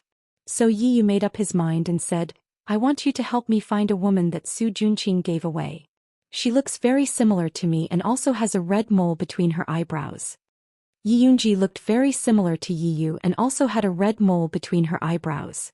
But compared to Yi Yunji, who was soft on the outside but hard on the inside, Yi Yu was colder, more beautiful and more charming. Who is she to you? Actually, Lu Yunfei felt that Yi Yu looked familiar at first glance. Hearing him say this, she immediately thought of the beloved pet of the bloodthirsty sex ancestor, the cat-like beauty that she received as a mission reward. She is my only family, Yi Yu said without hesitation. Aren't you afraid that I'll send this news back to bloodthirsty sect? Lu Yunfei didn't know if Yi Yu was naive or stupid to directly tell others his weakness. I am. Yi Yu's beautiful face reflected a deep shadow under the flickering candlelight, carrying endless bitterness. But I'm more afraid that she's dead. Lu Yunfei's pupils involuntarily shrank. An indescribable feeling welled up in her heart. She grew up in bloodthirsty sect and learned to drink blood before she learned to drink milk. Every day she thought about how to steal cultivation resources, how to kill and how to not be killed. The people around her were the same scum and scum. This was the first time she saw a fool like Yi Yu who valued family. This kind of fool was really hateful.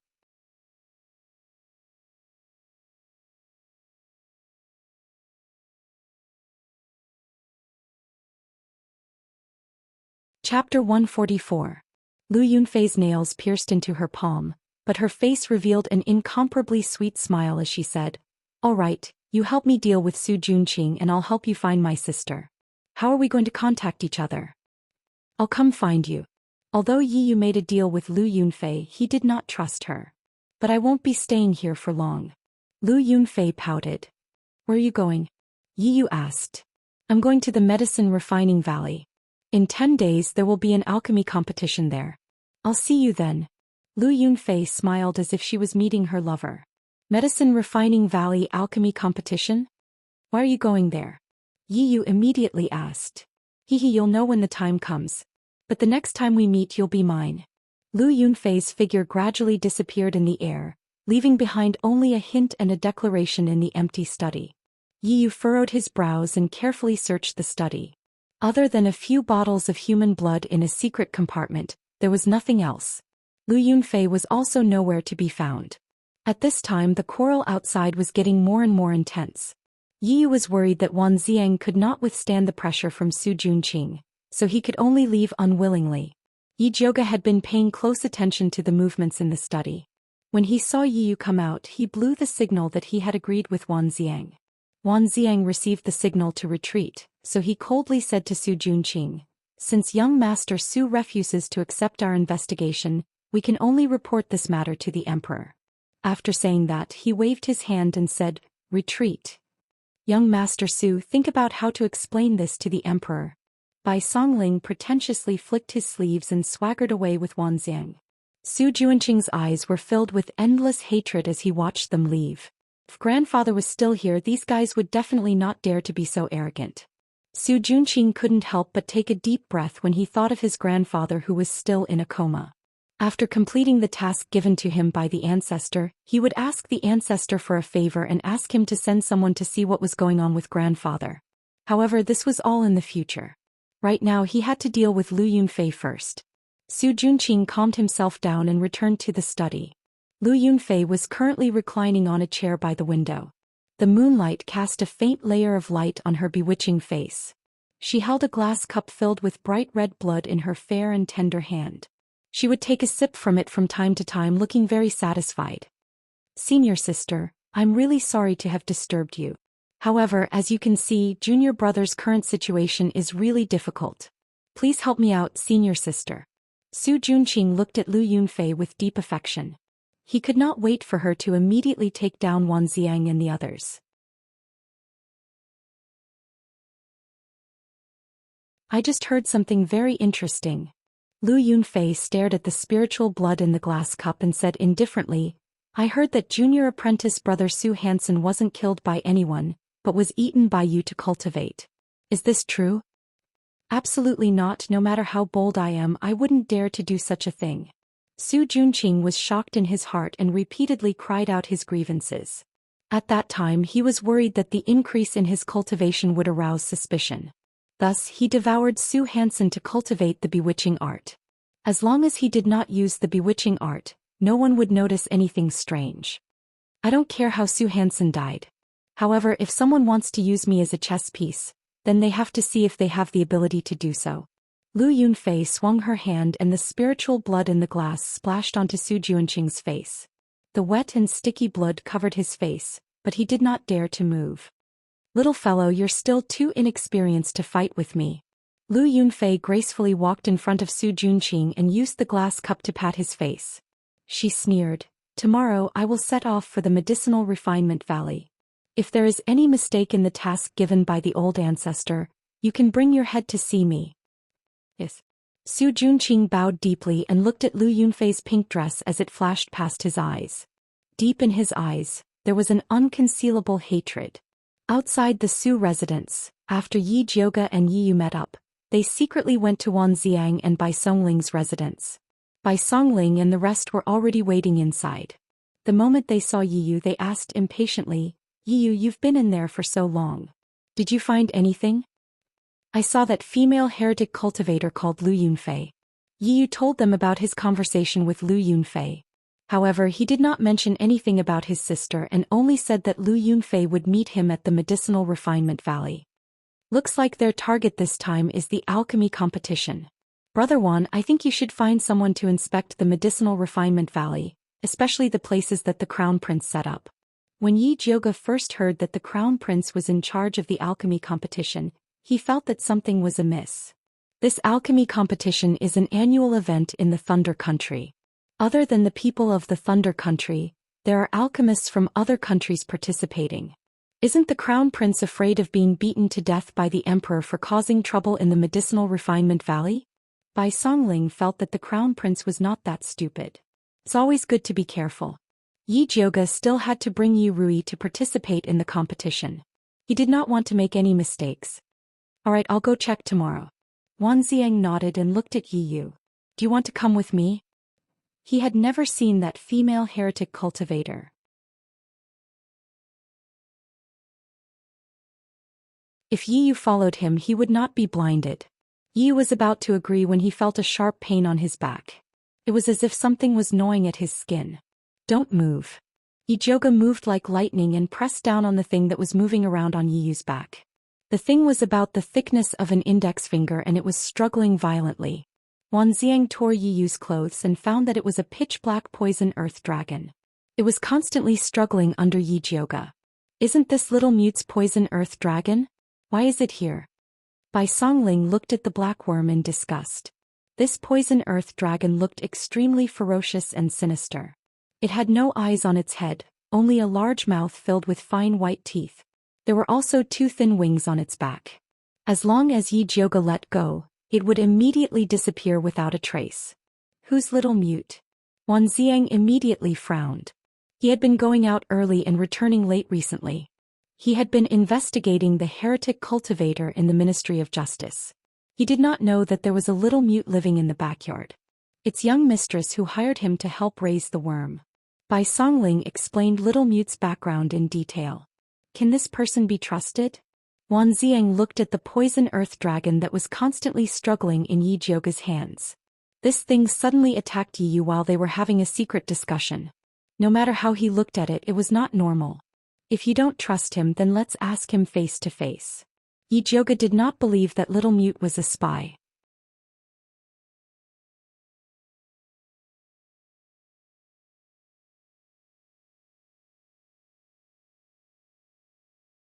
Chapter 145. Yi Jioge jumped over the wall and entered Little Mute's courtyard. Yi Yu, Wan Xiang and Bai Songling followed behind her. Little Mute, come out. Yi Jioge pinched the worm with his left hand and knocked on Little Mute's door with his right. The wooden door opened silently. Little Mute's skinny body was hidden behind the door. Only half of his snow-white face could be seen. 2 big black eyes looked at everyone expressionlessly. In the deep night it looked especially terrifying. Yi Jioge and Bai Songling were already used to Little Mute's weird look. This was the first time Wan Xiang and Yi Yu saw it, so they couldn't help but stare at Little Mute vigilantly. Little Mute didn't even look at Wan Xiang and Yi Yu, the 2 outsiders. He extended his skinny little claw towards Yi Jioge and then raised a thin index finger. indicating that he wanted to exchange this poison earth dragon for a bottle of spirit beast pills. I'm not here to exchange, Yi Jioge pointed at Yi Yu and asked, why did this thing suddenly appear on my friend's body? Little Mute's big black eyes swept across Yi Yu's body. Then he made a eating gesture. No one else understood, but Yi Jioge instantly understood Little Mute's meaning. You mean this worm is eating something on my friend's body? Little Mute nodded expressionlessly. What can be eaten on my body? Yi Yu couldn't help but scratch his back. Turn around and let me take a look. Yi Jioge asked Yi Yu to turn around. Then he opened his spiritual eye and looked carefully. In the end he found a few thin red lines on the depression of his shoulder blade. If one didn't look carefully they wouldn't be able to see it. Looks like that Lu Yunfei left something on your body. Yi Jioge took out his thunderfire needle and picked out the red line on Yi Yu's back. That red line was actually a living creature. After leaving Yi Yu's body, it wanted to escape. However, it was forcefully sucked into the poison earth dragon in Yi Jioge's hand. What is this thing? Bai Songling looked at the poison earth dragon and then at Yi Yu's back. She had goosebumps all over her body. This is a small poisonous worm used for tracking. When it's not activated it hides very well. Once it is activated it can find you from thousands of miles away. Yi Jioge looked at Yi Yu and asked, didn't you feel it when she poisoned you? No. Yi Yu shook his head. At that time he was only concerned with getting information out of Lu Yunfei and completely did not notice that Lu Yunfei had done something. Don't let your guard down just because she's a woman, Wanxiang said lightly.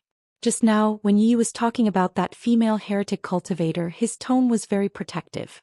It seemed that she was not an ordinary person. He thought that Yi Yu had been bewitched and was about to ask Yi Jioge for help. I was careless. Yi Yu could not help but lower his head. Just now Lu Yunfei was all smiles and he felt that she was a rare good person. Indeed he had let his guard down a little. That Lu Yunfei's cultivation level is higher than yours, so it's normal that you didn't notice. Honestly speaking, when you came out just now I also helped you to take a look, but I didn't notice anything strange. Yi Jioge's spiritual eye wasn't omnipotent. She began to think about whether it would be better to let them take a few poison detection pills when they went on missions in the future. Don't worry, you won't be able to find out. Don't we still have this little guy?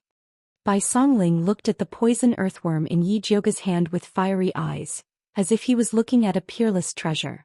You're right. Yi Jioge nodded. There were specializations in every field, and this kind of strange poison had to be dealt with by a professional poison earthworm. Little Mute, how many more of these poison earthworms do you have? We'll take them all. Yi Jioge said in a rich and overbearing manner. Little Mute directly extended a slap towards Yi Jioge. 5 bottles of spirit beast pills, didn't you just say 1 bottle for 1 dragon? Yi Jioge widened his eyes. This Little Mute's asking price was getting more and more ruthless. Little Mute expressionlessly made a few hand gestures. Bai Songling looked at the side anxiously and could not help but ask Yi Jioge, what is this Little Mute saying? He said that there is only one condition and that it's a rare commodity, take it or leave it. Yi Jioge only had 2 words in his heart. Originally he thought that this Little Mute was an honest child, but he did not expect that he would actually raise the price. A bottle of spirit beast pills costs 500 silvers in the market, so 5 bottles for 2,500 silvers is not expensive. Wanxiang actually nodded his head at the side. In his heart, anything that could be used to deal with heretic cultivators was priceless. Little Mute rarely shifted his gaze to Wanxiang's face, and his black eyes revealed a rare trace of expression. Knowledgeable. Knowledgeable my ass. Yi Jioge really wanted to kick this scammer Wanxiang out. Those spirit beast pills that cost 500 silvers per bottle on the market were all fake goods. How could they compare to the spirit beast pills she refined? Moreover, Little Mute originally only wanted 1 bottle, but now it had risen to 5 in the blink of an eye. If he grew his appetite it would be very difficult to deal with him in the future. Whoever wants it can exchange with him yourself. Yi Jioge threw the poison earth dragon back into Little Mute's hands, and decided not to tolerate this bad habit of his. Give it to you. Wanxiang did not know that Yi Jioge was being sarcastic and decided to give it to Yi Yu. After all, that worm just ran to Yi Yu's body, and it could be considered as another form of recognition. Yi Yu looked at Yi Jioge inquiringly. If you want it then take it.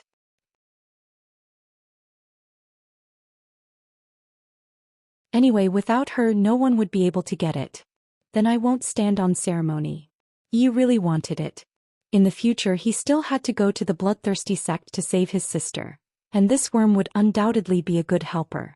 Little Mute, since he has already decided to buy it, why don't you give this worm to him first?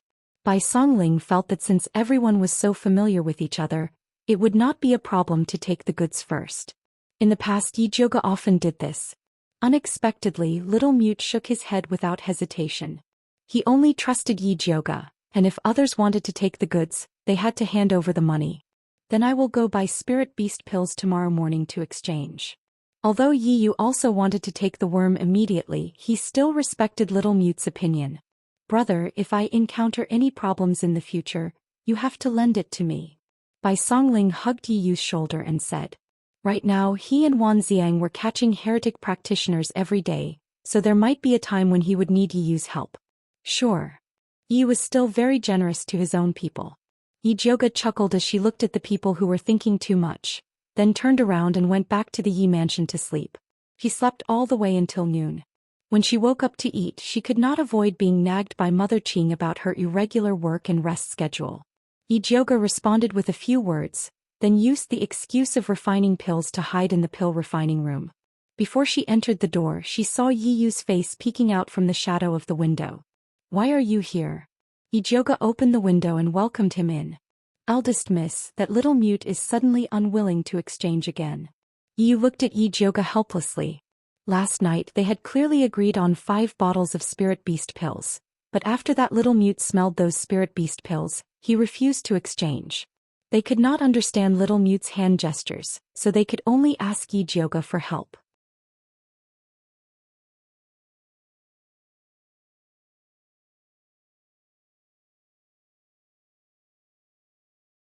Chapter 146. Yi Zhouge had already expected this situation. She took a bottle of Spirit Beast Dawn and went to Little Mute's residence with Yi Yu. At this time Bai Songling was trying to communicate with Little Mute. I say, how can you go back on your words? We agreed to exchange 5 bottles of Spirit Beast Dawn for insects. Even if you want to raise the price, you should at least give me a number first. Little Mute didn't even look at him. He picked up the basket filled with black fly grass and began to feed the poisonous earth dragons.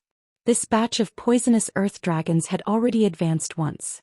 The originally white and plump body now had a bit of jade-like luster. Its lifespan had also increased from 15 days to 2 months. He kept the best batch of insects to breed and cultivate the next generation. The rest were used to raise goo. The winged goo that ran out to hunt in the wild last night was raised just now. Bai Songling talked until his saliva was dry. Little Mute didn't even respond. He was so angry that his brain was heating up. He grabbed Little Mute's basket and shouted, I'm talking to you. Little Mute looked up at Bai Songling. His wooden face didn't have any expression, but it inexplicably made people feel afraid. Yi Zhouge happened to come in at this time.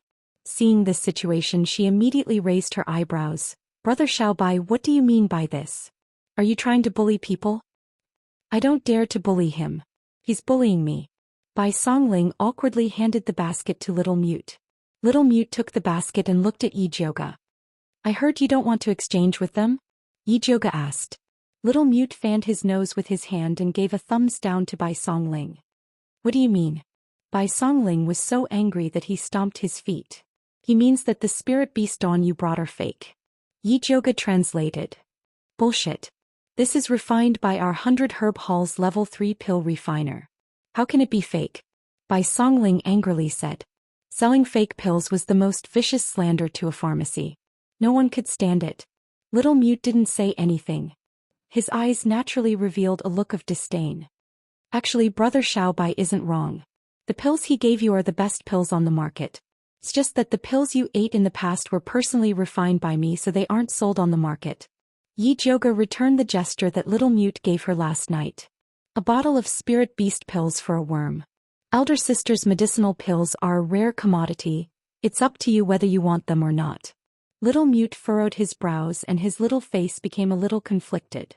In fact, he also knew that what Yi Zhouge said was true. The spirit beast pills that Bai Songling and the others brought were not bad. At least they were better than the ones he had secretly obtained before. After using the medicine personally refined by Yijioga, he didn't care about the others.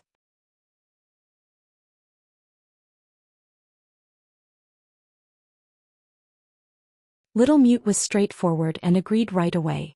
Yijioga did not make things difficult for him. He took out the spirit beast pills he had prepared and successfully exchanged them for that super worm goo. How do I control this thing? Yijioga asked. Little Mute's eyes lit up, and he stretched out his hand to ask for the spirit pill again. Little friend, I'd advise you to be a bit more honest. You're still too inexperienced when it comes to raising prices. Yijioga smiled warmly. If Little Mute really wanted to play tricks on her, she wouldn't mind doing the same to him in the future. Little Mute wisely retracted his hand and pinched the goo worm. It was unknown how he communicated with that worm goo. That sinister poison earth dragon goo let out a squeak and flapped its wings to fly to Yi Yu's hand. It bit his middle finger and then lay there motionlessly. It recognized me as its master. Yi Yu raised his head in shock. After the little thing drank his blood, he felt that he had established a faint connection with it. Little Mute, will this thing of yours have any backlash when it recognizes you as its master? Bai Songling was a bit worried and felt that this thing was a bit strange. Little Mute gave Bai Songling a disdainful look and continued to feed the poison earth dragon with the little basket. Zishang, will the thing he raised have any backlash? Yijioga decided to ask his sugar daddy Zishang. After all, this Little Mute was personally appointed by him. You're thinking too much. It doesn't have the ability to control these little worms right now. Zishang lazily replied. Doesn't have it now? Does that mean it will have it in the future? Yijioga asked vigilantly. The poison testing pills that noble consort Shi and Dongfang Ke were eating were all made from the poison earth dragons that Little Mute raised. If he could control these poison earth dragons, then wouldn't he be inviting a wolf into the house? And it will probably be after eating this bottle of spirit beast pills you gave me. Zishang replied seriously. Then can the thing he raised still be used? Yijioga suddenly wanted to take back the bottle of spirit beast pills. He can control those worms. Can't you control him? Zishang's voice was a bit malicious. He deliberately brought this little guy over because he wanted to see if Yijioga would still say that he didn't want to be a slave leader after this little thing lost control. What is this Little Mute's background? Yijioga asked. You don't need to care about his background. You just need to know how to control him. Zishang directly gave Yijioga a ball of light. After Yijioga absorbed the ball of light, his gaze landed on the Little Mute who was playing with the poison earth dragon. She saw that he was wearing a blue cloth, the sleeves of his clothes were dirty, and his hair was tied up messily. He didn't touch any of the new clothes that Bai Songling gave him.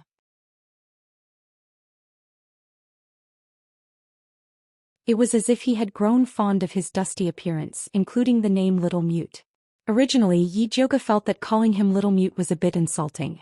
He wanted to change the name but was rejected by Little Mute. It seemed like he had to investigate Little Mute's background when he had the chance to see what his real body was. However, the most important thing now was the evil cultivator and the alchemy competition. Where is Brother Wan? Yijioga asked Yu. He is still in the Ministry of Justice and is preparing to bring people to the medicine refining valley. I will meet up with him later. Yu replied. If he wasn't delayed by Little Mute's matter, he was also preparing to leave now. Take these 2 bottles of pills and give one to Brother Wan. Be careful and don't fall for the poisonous beauty's bewitchment. Yijioga took out 2 bottles of level 3 clear heart pills. Yu suddenly felt a bit ashamed. Lu Yunfei's bewitchment was indeed powerful. Otherwise, he wouldn't have such a good impression of her. He had to be more vigilant next time. The participants of the competition have already left for the medicine refining valley. When are you going to leave? Bai Songling asked Yijioga. The day after tomorrow. Yi Yuxuan had originally set the date for Yijioga to leave in 3 days, but she rejected it. Do you want to go with Prince Dongling? Bai Songling asked again. No need. Yijioga shook her head. Xianxia had already left with the crown prince yesterday. It would be too conspicuous if she left with Prince Dongling. All right, I will bring some secret guards to protect you. Bai Songling said. Whatever. Although Yijioga didn't think it was necessary, she couldn't refuse the kindness of others. Hehe, if there is really someone who doesn't have eyes, we can catch him for clues. Bai Songling smiled treacherously. Don't jinx it. Yijioga really wanted to kick Bai Songling. Was he protecting her or using her as a bait? Yijioga and Bai Songling talked casually. Neither of them noticed that Little Mute's eyes flashed when he heard the name of the medicine refining valley.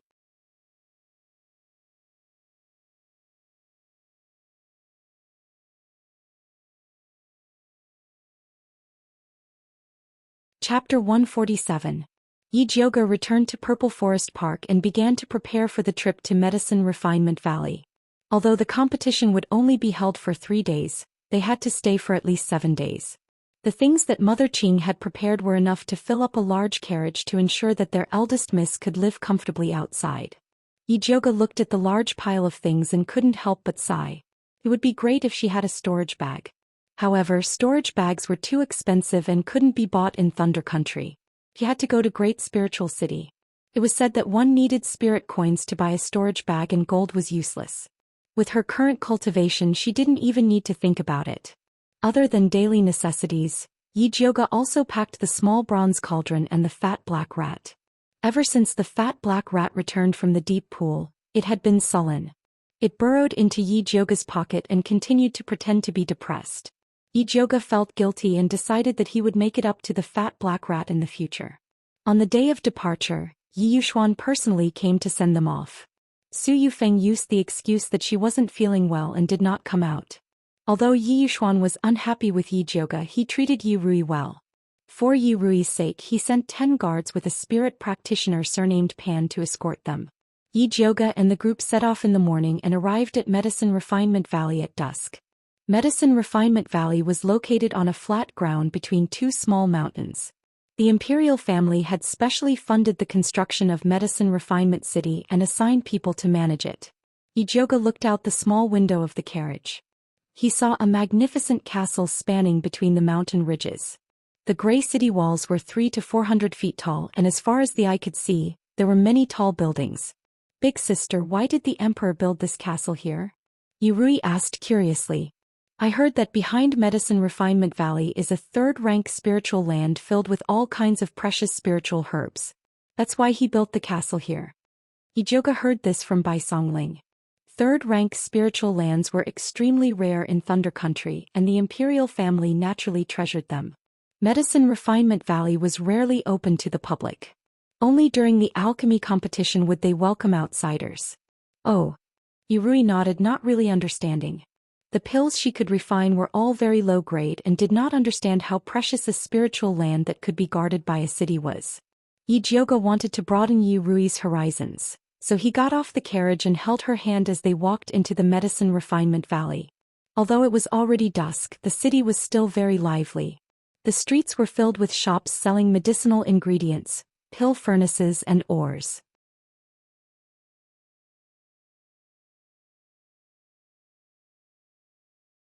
There were also many outsiders who directly spread a piece of cloth on the ground and placed their goods on it. Dear customers, please don't miss this opportunity. The street stalls sold everything, including common spirit herbs, ores and animal bones. There were even stalls selling stones and tree roots. The streets were crowded with people, many of whom were dressed strangely. It was obvious that they were from other countries. This was the first time Yurui had seen such a lively scene. She was so excited that her face turned red. She looked like she was itching to go shopping. Young miss, shall we go to the Alchemy Tower to settle down first? Team leader Pan asked respectfully. The participants of the alchemy competition were all staying in the Alchemy Tower prepared by the Dongfeng family. There's no hurry. Yijioga also wanted to have a good stroll. She and Yi Rui shopped around a few shops and bought some ingredients for concocting pills before heading towards the medicine refining tower. When they passed by an old and shabby shop, Yijioga's heart suddenly moved and she couldn't help but stop. Go in. Zishang suddenly spoke. Is there a treasure inside? Yijioga was a little excited. She knew that this shop was strange. That's right. Moreover, it is a treasure that is very useful to this sovereign. If you don't move, then don't blame this sovereign for personally taking action. Zishang's voice carried a rare urgency. Pai King, please be more obedient. If Zishang really showed himself here, the entire alchemy city would probably go crazy. Big sister, what's wrong? Yurui lifted her head and asked in confusion. Come, let's go in and take a look. Yijioga pulled Yurui into the small shop. Because the shop was too small, team leader Pan and the guards couldn't enter and could only guard the entrance. The guard was a white-haired skinny old man with a face full of wrinkles. He wore a dirty gray robe and didn't even lift his eyelids when he saw the guests enter. He continued to nap on the stool. "Which treasure are you talking about?" Yijioga opened her spiritual eye and carefully inspected the shop from top to bottom. The things here were a mess. There wasn't even the slightest bit of spiritual energy.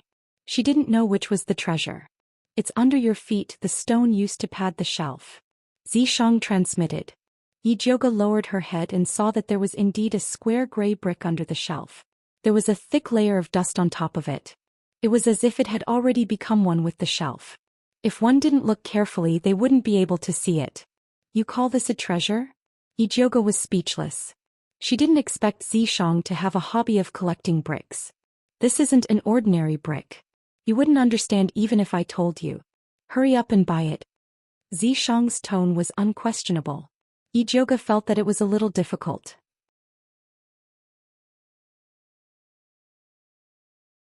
If she bought a brick for no reason, it might arouse the suspicion of the shop owner.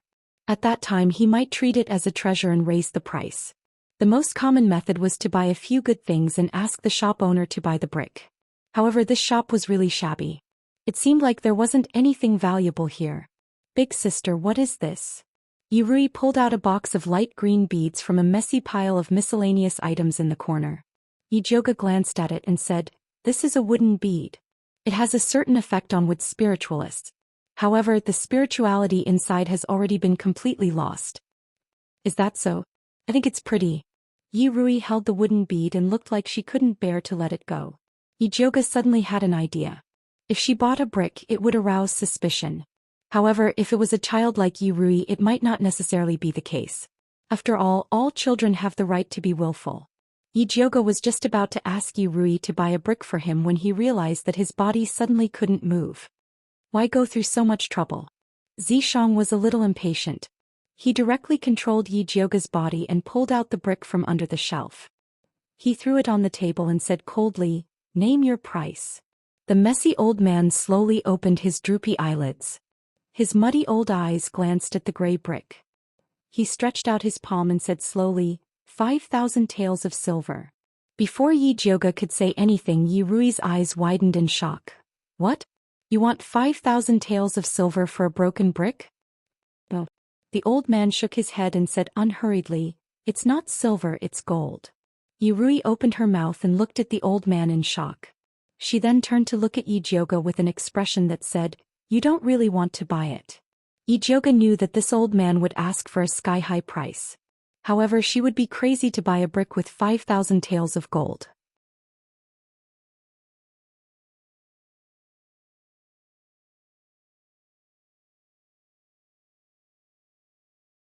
Chapter 148. Zishang subconsciously wanted to kill this greedy old man but was stopped by Yijioga. "Don't do anything stupid." There were so many people watching her come in. If the shop owner suddenly died, wouldn't that be telling everyone that he had something to do with it? "You humans are so troublesome." Zishang was annoyed. The demon race would snatch whatever they wanted. Only the hypocritical human race would go around in circles. "Give me back my body if you think it's troublesome." Yijioga roared in his mind. A problem that could have been easily solved was now complicated by him. "No." Zishang decisively refused. Yijioga almost went crazy, but his consciousness was suppressed by Zishang. He couldn't return to normal no matter what. Yurui didn't notice Yijioga's abnormality. She rolled her eyes at the old man and said angrily, "I think you've gone crazy thinking about money. Big sister, let's go." With that, she grabbed Yijioga's hand. Zishang didn't want to leave without getting the brick. He avoided Yurui's hand and stared straight at the old man. "Old man, you have to be honest. You're selling a brick for 5,000 gold taels. Aren't you afraid of choking to death?" "That's not something you need to worry about," the old man slowly replied. He was able to establish himself in Alchemy City because he was ruthless and quick at robbing money. "Is that so?" Yijioga squinted his eyes. A purple vertical line appeared in his black pupils, flashing with a demonic light. The old man felt dizzy from this light and inexplicably felt guilty. He suddenly realized that it was intolerable for him to cheat the customer like this. He quickly stood up and said in fear and trepidation, "I was wrong. I shouldn't have been greedy for money. It's just a brick. If you want it, take it. Then I won't be polite." Yijioga's red lips curled up and his eyes returned to normal. Yijioga finally regained control of his body. He cursed Zishang's tyranny while reaching for the brick. At this time Xianxia's voice came from outside. "Captain Pan, why are you here?" This subordinate greets second young Mississippi. Captain Pan respectfully bowed. This subordinate has been ordered to escort first young Miss and fourth young Miss to Alchemy Valley. "Big sister, fourth sister, is it really you?" Xianxia, who was wearing a blue dress, walked into the shop. Behind her was a young girl in a gorgeous golden dress. This girl was about 18 or 19 years old. She had fair skin and a beautiful face. She had an arrogant attitude. She looked at Yijioga with an unfriendly expression and coldly snorted, "You're Xianxia's big sister? Who are you?" The corner of Yijioga's mouth twitched. Big sister Xianxia, this form of address really made him unhappy. "Big sister, this is the third daughter of the Gong family," Xianxia introduced with a little pride. "So it's the third miss of the Gong family." Yijioga thought of Gong Shifan who had helped her previously and forced a smile at the third Mississippi. However, third Miss Gong snorted coldly and turned to Xianxia. "Xianxia, is your elder sister very poor so she can only come to this kind of shabby shop?" As he spoke he glanced disdainfully at the small shop and Yijioga and Yirui. "You are the poor one." Yirui found that her beloved big sister was scolded, and immediately retorted back unhappily. "Fourth sister, don't be rude."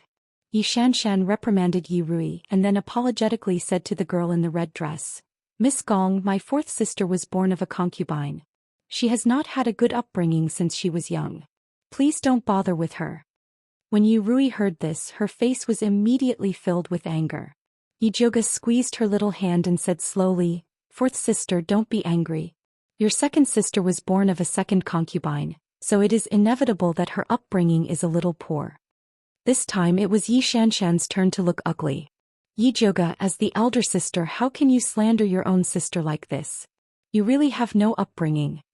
Third Miss Gong raised her thin eyebrows and said with a tone full of sarcasm, "What does it have to do with you if I teach my own sister a lesson? Or is it that the Gong family's upbringing to be a dog catching mice and meddling in other people's business?" Yijioga saw that third Miss Gong had clearly come to find trouble with him, so he did not stand on ceremony with her. "How dare you insult our Gong family?" Third Miss Gong was so angry that her pretty face turned red, as if she had received a great humiliation. "Wrong, I didn't insult your Gong family, I only insulted you." Yijioga's poisonous tongue could not be stopped by anyone. "Big sister, you're wrong. I think it is more suitable for third Miss Gong to humiliate herself," Yirui said seriously. "Little hussy, you dare to insult me? I will kill you." Third Miss Gong had never been humiliated like this in her life. She waved her hand and slapped Yirui's face. Yijioga raised his hand and grabbed third Miss Gong's hand. He said coldly, "I will let you off this time for the sake of Spirit Master Gong Shifan. If you dare to make a move again, don't blame me for being impolite. You want to use the Gong family to suppress me? You think too highly of yourself." Third Miss Gong's body suddenly emitted a pale green light. It turned into a sharp wind blade and attacked Yijioga's chest. Fortunately, Yijioga was already prepared. He lifted his leg and kicked third Miss Gong's abdomen. Third Miss Gong screamed and flew out. She lay on the ground in a sorry state. The wind blade did not hit Yijioga, but it cut the beam of the shop. The old roof immediately collapsed. Yijioga grabbed Yirui with one hand and the old man with the other. He finally rushed out of the house before it completely collapsed. "Big Miss, are you okay?"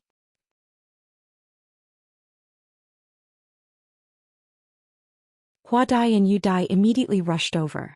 Their faces were pale with fear. "I am fine." Yijioga shook his head. "Big sister, you're too much.